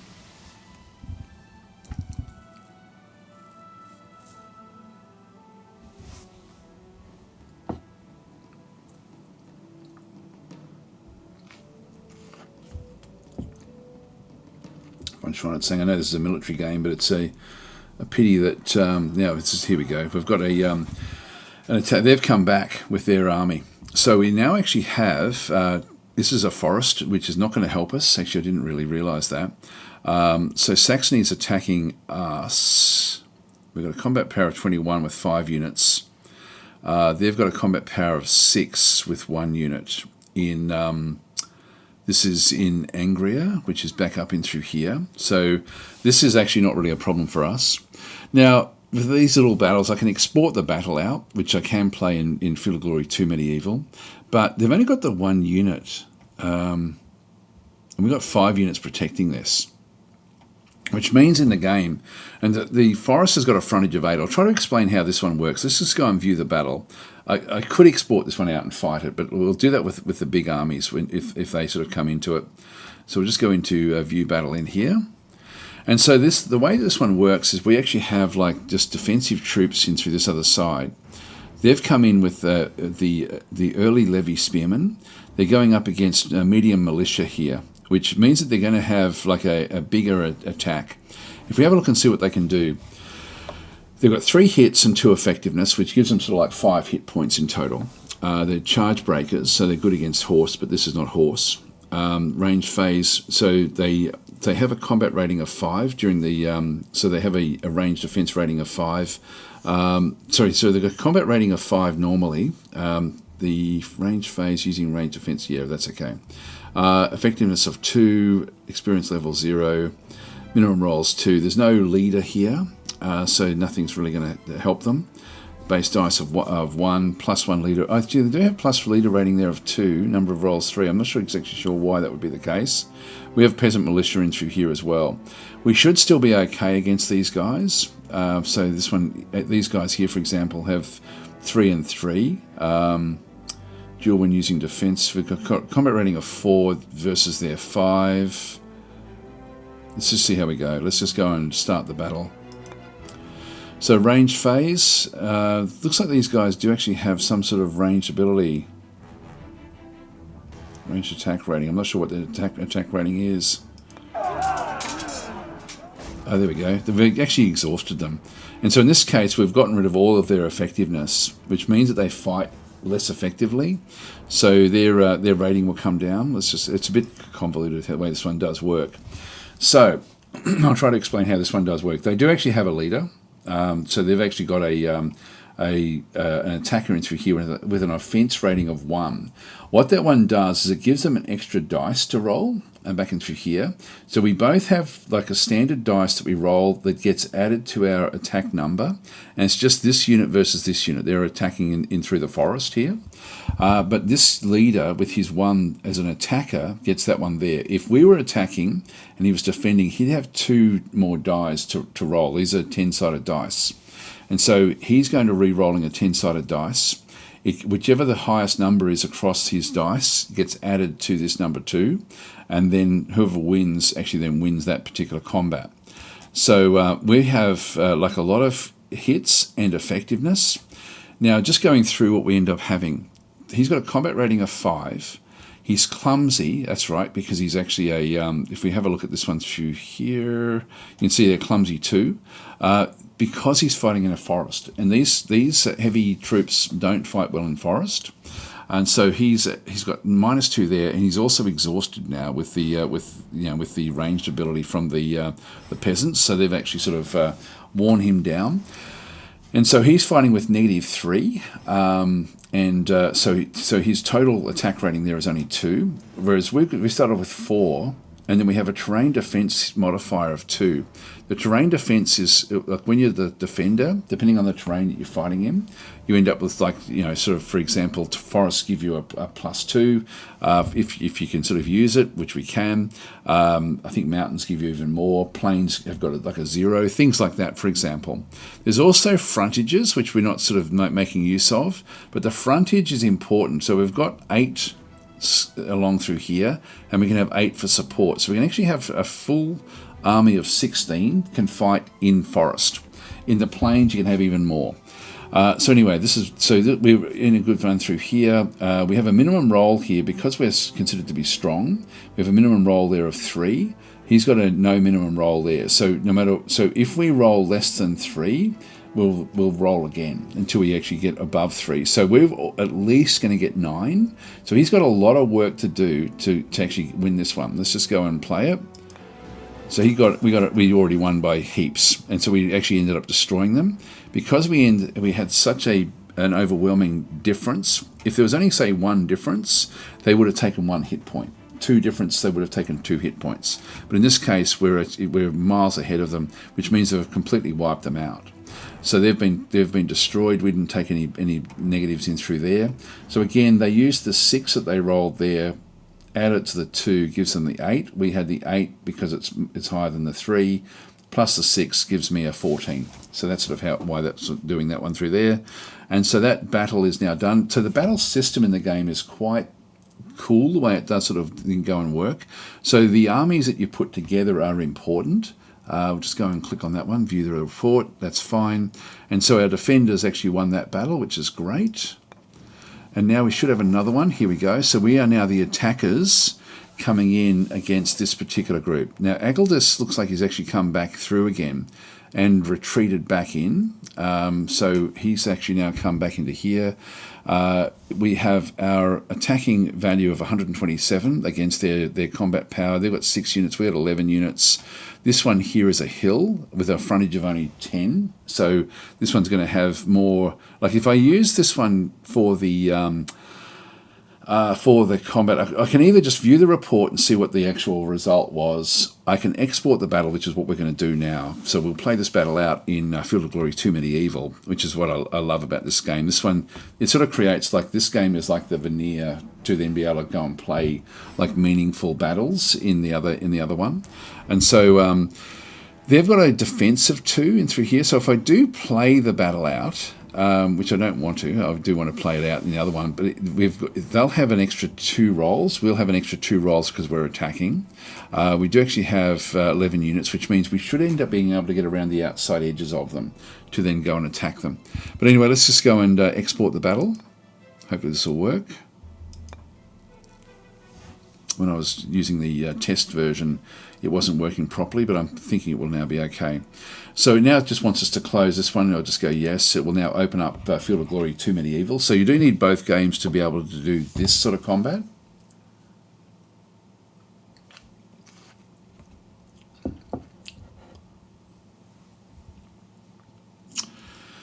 And now we open up this one, and hopefully this will then be exactly what we want. And so what it does is it then takes the structure of both armies and puts them into a group. Now, I'm not sure what happens with trebuchets, to be honest. I don't think I've seen them in Field of Glory 2 Medieval. So this is German versus German, which is exactly what we want. The enemy are offering open battle. We're playing in hills, which is why it's such rough terrain, which is going to be bad for us. So we're going to have to sort of figure out a way through. We do have trebuchets. Oh, this is so cool. You only need the base game, by the way. You don't need DLC to be able to play these games in Field of Glory 2 Medieval. So that is cool. That is very cool. Now, this is a tricky prospect here. This is really tricky. So you see there, even though we only had 2 trebuchets, it's abstracted across into being 3 trebuchets in this particular battle. Now, I don't even know if I can get across the water here. This is impassable.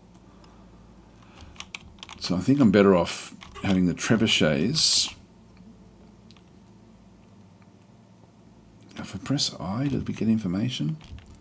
Forget the way to I forget all the keyboard shortcuts now in the game. I haven't played this for a while. Now we've got a fair few knights which I'll be wanting to get out into the open plains. So we want to get off this hill. The only people is, and we've got rough terrain everywhere on the actual hill itself. Our best bet for nearly all of our forces is going to be, so all of these these defensive spearmen, we don't want them. These are heavy undrilled foot. They are not going to fight well up in this sort of area. But having said that, our crossbowmen will. These are just bowmen. They're just protected, and so these are fine in the heavy crossbowmen as well is fine. It's only these defensive spearmen that are an issue. Heavy crossbowmen there. Then we have Philip von Schirren, which is a sub-general in through here. This one as well is at the moment is in clear terrain. If I put him, for example, in here, he'll become severely disordered. So I've got to keep my cavalry out of the rough terrain. So I'm going to place the cavalry. Really, the battle's going to be played out. There's no bridge across that river. So I might as well bring the trebuchet back across as well. And I might just try to keep them together. But I think that all the cavalry is going to have to come back around this way, as well as these guys here. So I think we're just going to protect this little zone in here, and then sort of move up between these hills to then go and try to take over this location here. So all the cavalry out this way. So we'll move that cavalry across. This one here will be severely disordered or moderately disordered. This is sergeants. What's this one here? That one's sergeants as well. This is a sub-general. We have another sub-general there, Wolfhard von Messen. Then we've down the bottom through here, we've got the 2 knights and sergeants.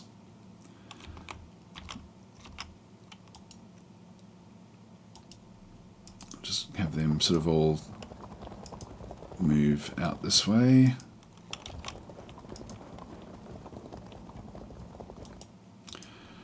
Now I think we've got an advantage with knights. There's Mombert von Massenbach. This is the actual guy. This is the Falcons character that we thought we had, which we ended up not having.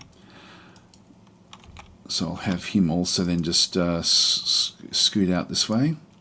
So he's our commander-in-chief. Now in terms of sub-generals, I can't actually put those generals in any of those. We do actually have a sub-general there where I can change the general into one of these other locations. See if I can get any of these other guys to do this. And it may be... Yeah, I can't actually switch them anywhere. I can put Mombert anywhere I like, except for the lights. Actually, even the lights can be the general. Okay, well, we don't want that. But I was half thinking of actually moving him in with the heavy crossbowmen, because the heavy crossbowmen are going to be the ones up in here. So along with the light archers, so they're going to have to sort of take whatever attack does come that way.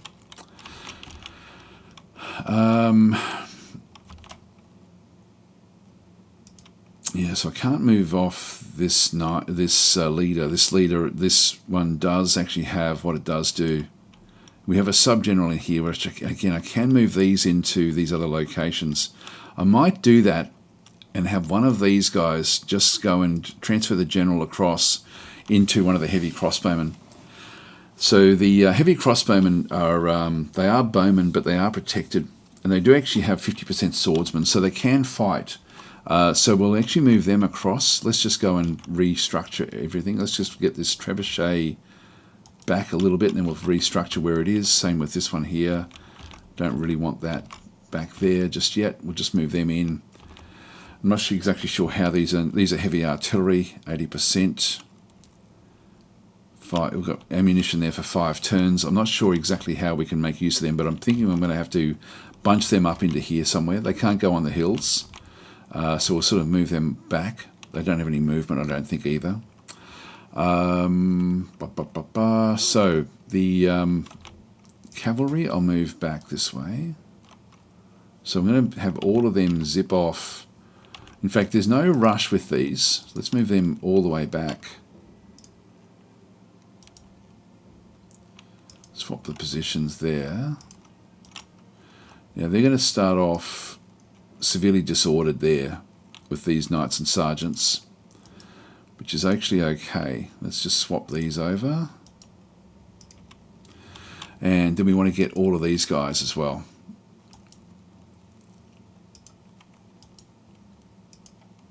So we need to have them march through the gap. Just have all of those look that way. And that's fine, because I do want these to start to then move up through the gap.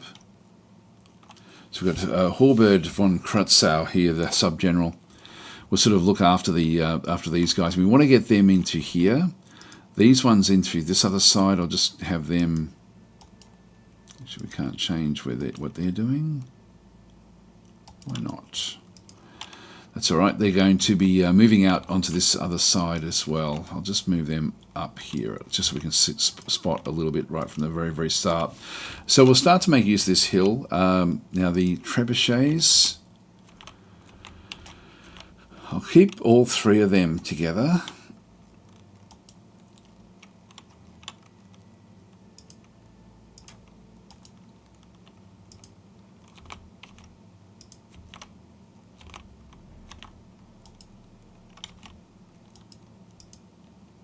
Hang on.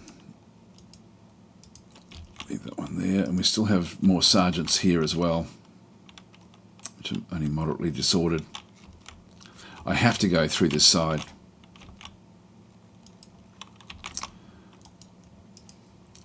Now, this one, when I click on it, you can see there that it's part of this particular group. So Mombert, the Commander-in-Chief, is in control of that one. These here have got their own leadership. The trebuchets are part of this infantry group, which is fine. These are their own little entity. They're just skirmishes, so it's not really a problem. So leadership-wise, we're in a good position here. Let's just leave it at that. So that will do us. We'll end our turn here. Are you sure? Yes. We know that we started off with an advantage. The enemy is now sort of just setting things up. So we're starting to see a few different units. We do actually have a sub-general there. We have another Commander-in-Chief there, Knights and Sergeants, so 2 of those. It looks like we do have a fair few of these sergeants in through here as well. We've got defensive spearmen, and we do have heavy crossbowmen. So it's going to be very similar sorts of sorts of groups that we're going to be dealing with. We're seeing more across there, which is fine.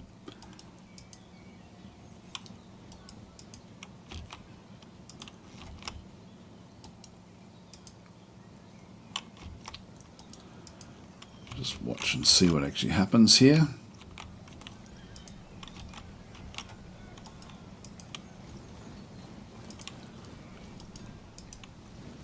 So these can take the rough terrain. That will actually help them. Now we want to get the knights and sergeants out. Now we do actually have like an attack through here, which is actually pretty good.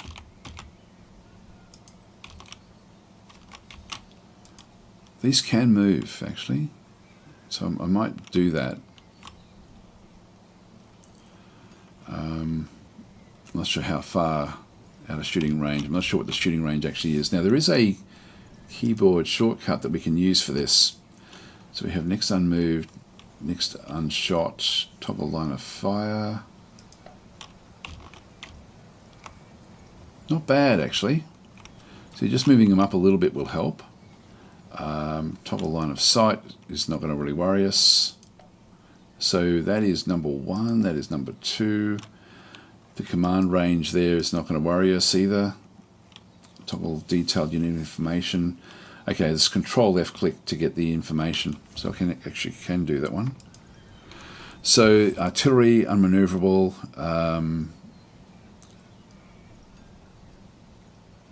Short range is 6.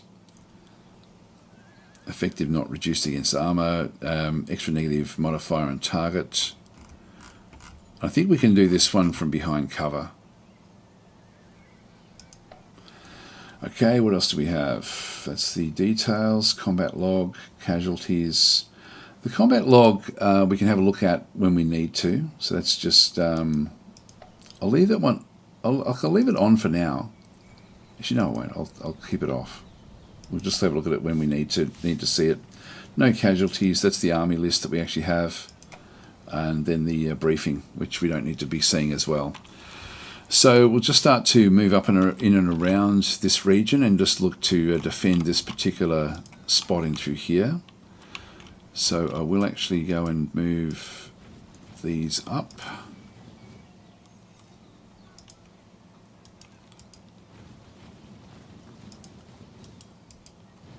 It's become severely disordered back in that other position.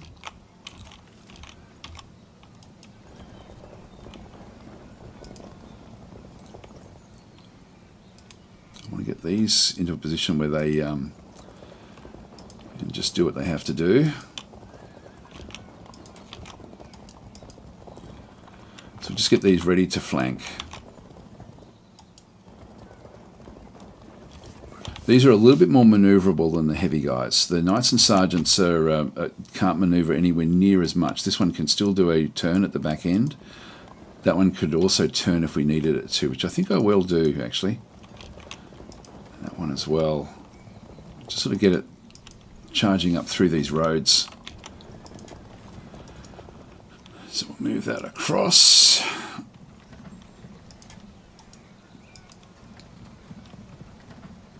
I don't really want these left out in the open. So we'll sort of bring these up onto the hill as well. Okay, that's pretty much everyone. If we just go and press tab, everyone has moved. So we'll just end our turn there.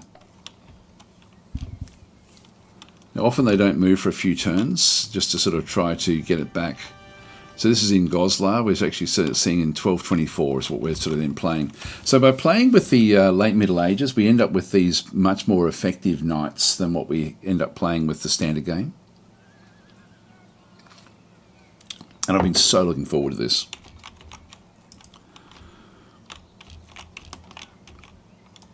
So we're going to plug the gap there.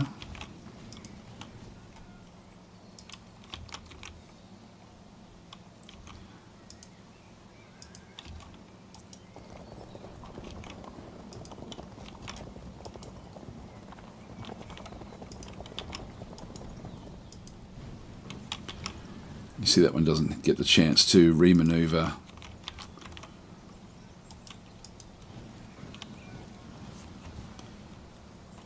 just try to get like a position where we've got 3 of them in through here to start with. Now that's, you can see there the height goes from 300 to 225, which is actually good. I'm still happy with 225 as the height. 300 is fine there. Now these are going to take the brunt of the damage that's going to come through. So I'm just going to stay where I am up on the top of this hill, but we are in the rough, which is not affecting us at all, but is going to give us a little bit more protection for when the fighting does take hold. Now the only one I'm really worried about, to be honest, are these guys. The actual spearmen can't attack up this hill all that well. So I'm just going to go and move these over into these positions. And trebuchets back up on the hills, I think. Now they're likely to sort of have to defend this area. Let's just have a look and see what happens. I can't go into the rough. Actually, I might just see what happens if I do turn that one around. Or do I move it even further around? Let's move it down this way. I haven't played with trebuchets before. This is new for me. So these are very, very unwieldy.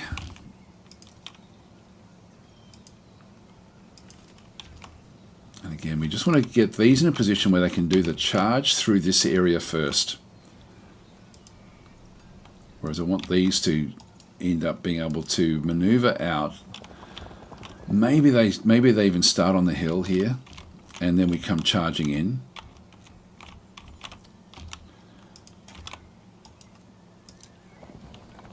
Let's get these across. This is such an amazing game. Like, it's tabletop rules done extremely well.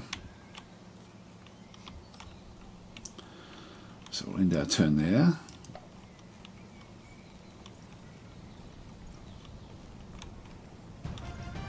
So even the look of them, like when you actually have a look, it's all painted as if it's actually like a painted tabletop surface, which is really, really nice.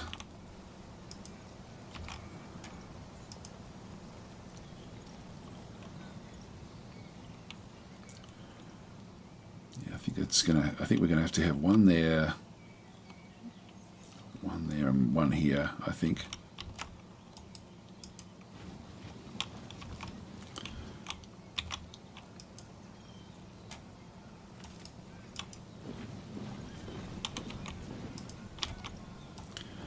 Now we're severely disordered up at the top there with these sergeants.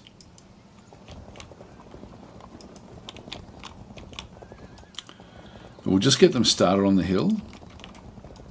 These are so unwieldy that they can only do small moves before they can sort of get into position here.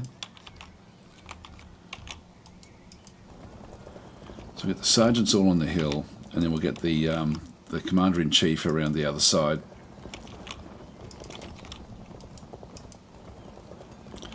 I need the knights sort of where they can do their devastating charge eventually. Yeah, I can't. That's interesting. I can't move into rough. Well, in that case, we'll move into there.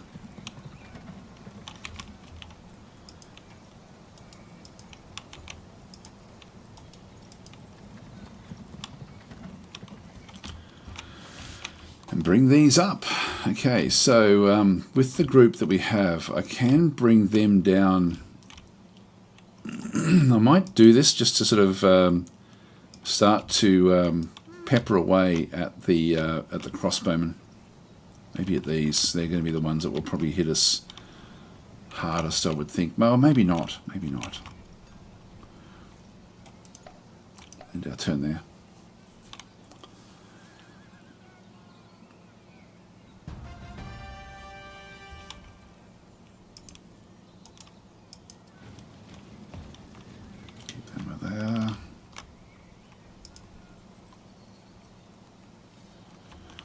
These will be able to flank us eventually.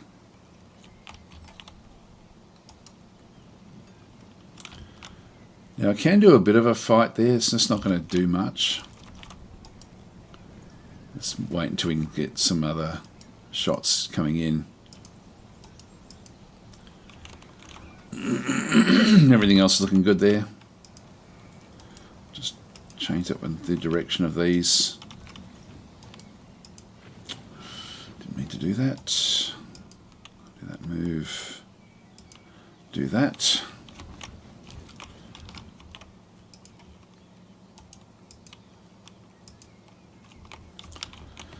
All right, that one can't do anything. Yes, it can. It can move up. We'll do that as well.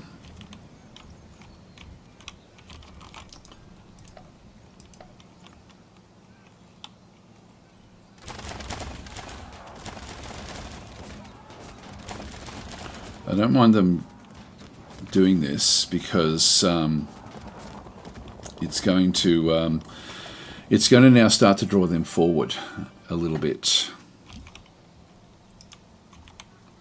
Now I can do this one here and get a little bit of casualties against that particular unit, or I can do it this way here, get 2 to 6. Let's just go and take those.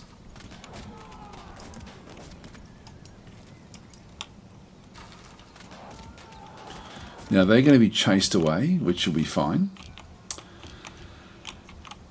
So I'm happy with that.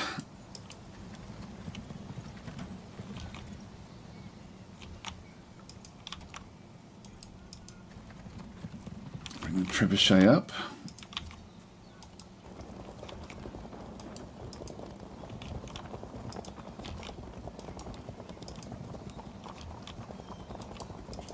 Alright, so we've got all of the sergeants on the hill there.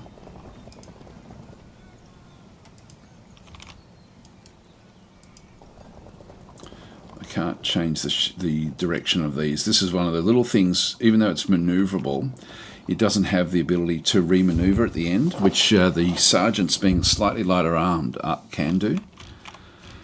Okay, we're in good position here, I think. So these will be charged down. I don't mind if I lose them, but they won't be lost. Disrupted, or maybe they will. They might get chased down. They're evading. They're evading. They didn't catch us.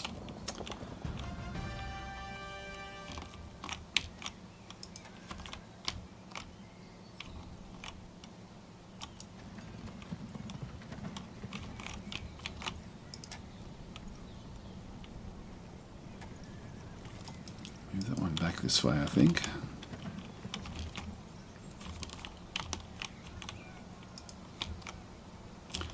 Too far away.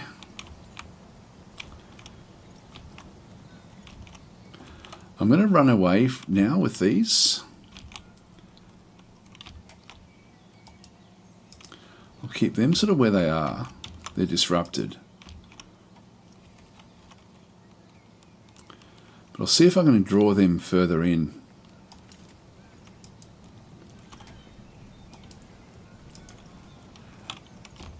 I can do more attacks this way if I wanted to, but let's just see if we can actually pull them closer into where we actually are.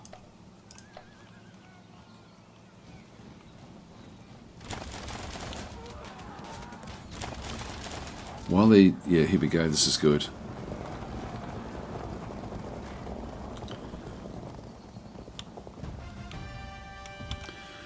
So we've drawn in their main force now. And I can actually hit that one. And if I go and, if I sort of, there should be, not sure why we're not getting the actual results. There is a way to get sort of like a summary.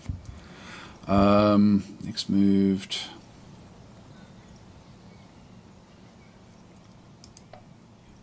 It's just that one through there. Toggle detailed unit information. It's just the combat log, casualties, unit list. There is a way to get the, I'll just see if I can press escape, settings.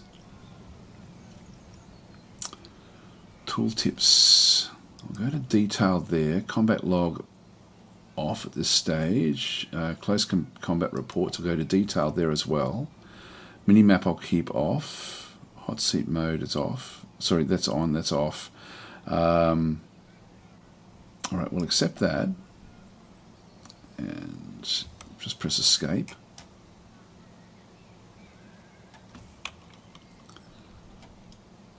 It's not giving me the actual report as to what I should be getting.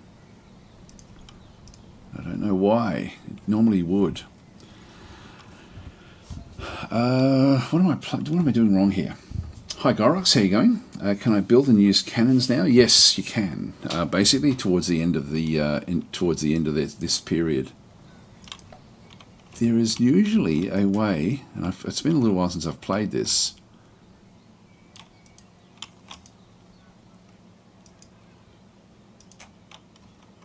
Do I need to actually? I don't want to left click. I'll just do a quick save. I'll just call it DAS01.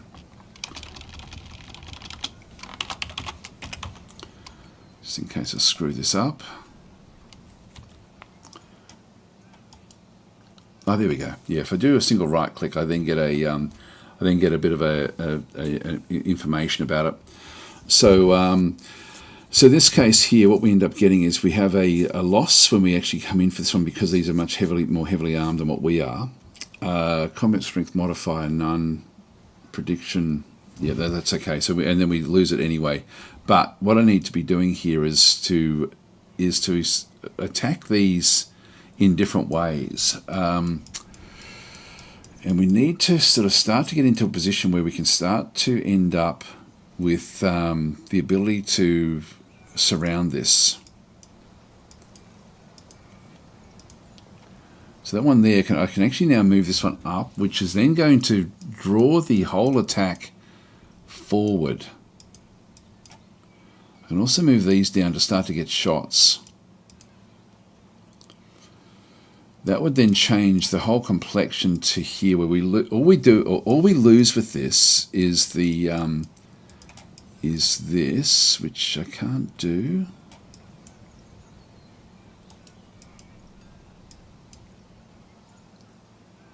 Can't shoot when moved. Yeah, so that counts as a move.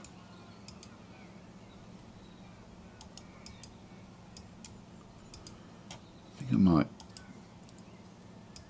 Yeah, God, these are so unwieldy. That's okay though. So I could race down and get some shots in on this one, which we've got a lot of space. I can always move backwards if I have to. Only two there.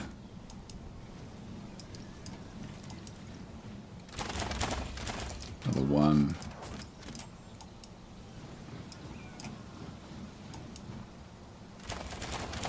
Five. It all helps. I will move up. So what we're going to see through here is when I actually have different things, there's this unit has got like for the unit that I've selected, if I move in, there's these little dots in through here where they where it's sort of protecting, or it's sort of it's controlling this area. If I move into there, I'm then sort of engaging with this unit. Now, if I move into here, it's going to be slightly different. We've got a slight sort of change now in the way that things sort of then look. We're not seeing much at all, but we are essentially sort of blocking them a little bit with what's actually happening through there. I need to keep on moving all of these other ones up.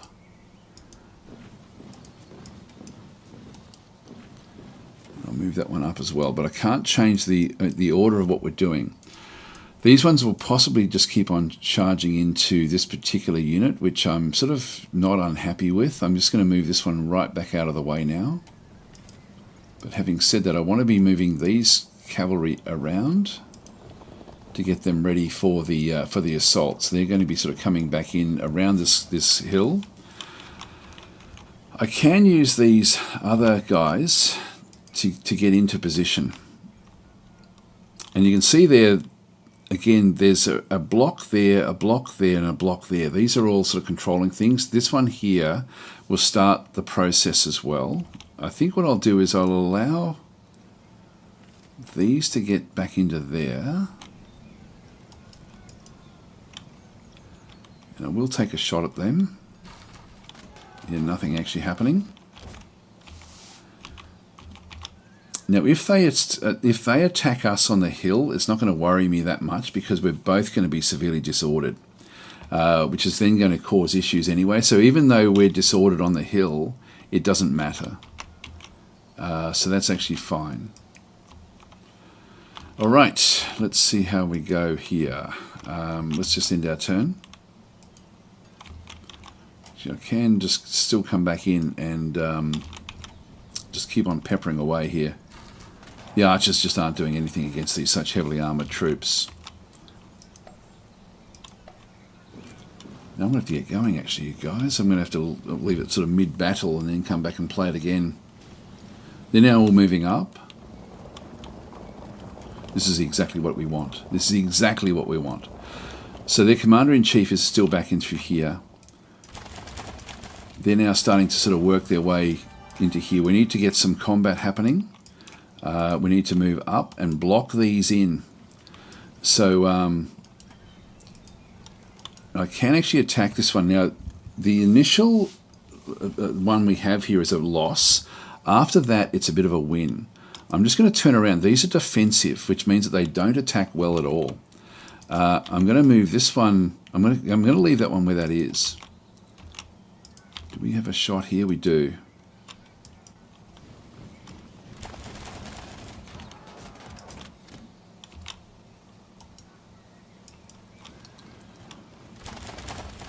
Another 4, that's good. And we're now going to be moving up with these guys. Now, if I start the attack from back in here, which essentially is where he started, I'm not going to get I do get a win ultimately, but I don't get the flanking win, which is what I want. I'm going to make them sort of change what they do. I can twist here, which I will do the twist. So we're going to be blocking in. This one, we're not engaged here, but we are sort of pushing forward.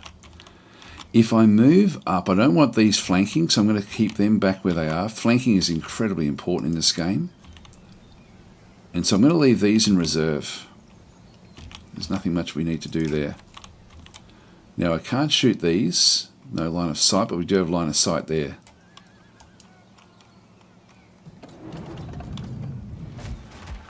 It's interesting, so we do need line of sight. Which means I can't use those. I wasn't sure if I could or not. Which means that these are useless at the back here. Have to move them down into this location. If we had a clear hill, that would be great. Alright, so everyone else has now moved. These crossbowmen, I'll just have them look out this way as well.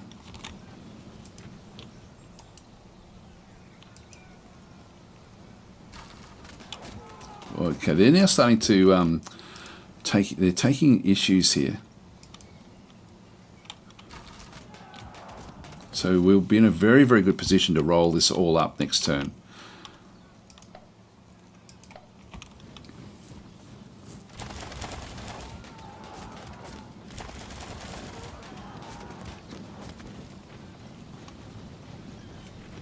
By the time these get involved, this should now all be over and done with. Hopefully.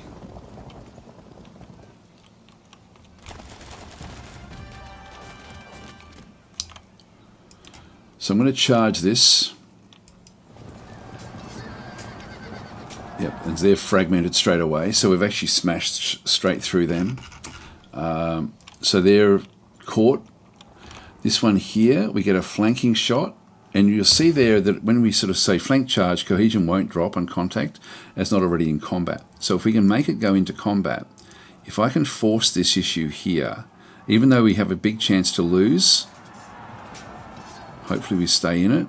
We held firm. Oh, they fell back, unfortunately, which is not great. So they actually fell back.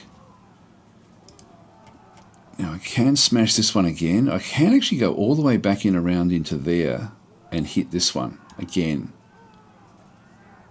which I think I'll do. It does open us up a little bit to a charge this way. So what we need to do is, if we do swing around and charge that one with this knights and sergeants, which is not our leader, like the leader is over here that did the first attack. I can then push in to sort of force that one to then not charge that one in the rear by positioning this one to face it. It's not ideal.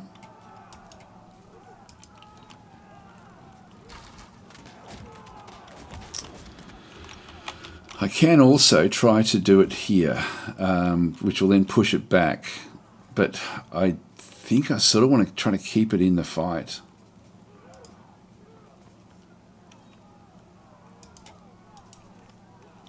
Again, we have a big loss there.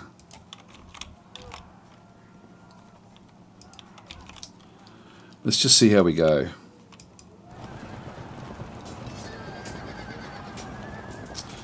Nothing much, unfortunately. Now they actually can't attack us because they're not facing that way, so we're actually okay. This one is sort of locked in anyway, so it's we've sort of avoided that particular attack. This one can't flank us because it's not on our flank, so it can't reach us anyway. So hopefully within a turn or so we're going to get another big shot here. So I'm going to go and smash this one. These can't really move beyond this location because of these spearmen. So I'm going to smack this one now. That's broken. That's dispersed because it had nowhere else to go. That's great. This one now didn't actually take any, like there's a morale check and it didn't have to, it won the morale check, which is fine. So if they do manage to break through here to attack this one, which I don't think they can, we'll just run away.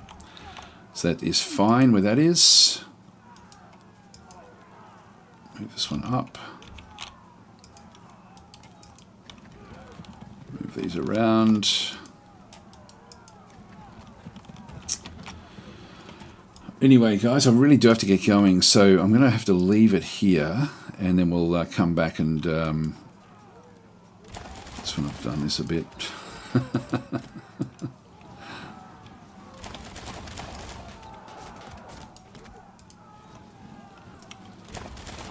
Now we're going to have to move away from these. Actually, they can actually reach us now.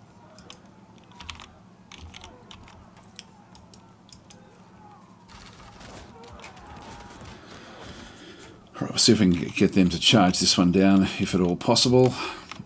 Anyway, I better leave it here, so I'll catch you guys tomorrow if you're around. So thanks for watching, and I'll see you then. I wonder if I can even get back today.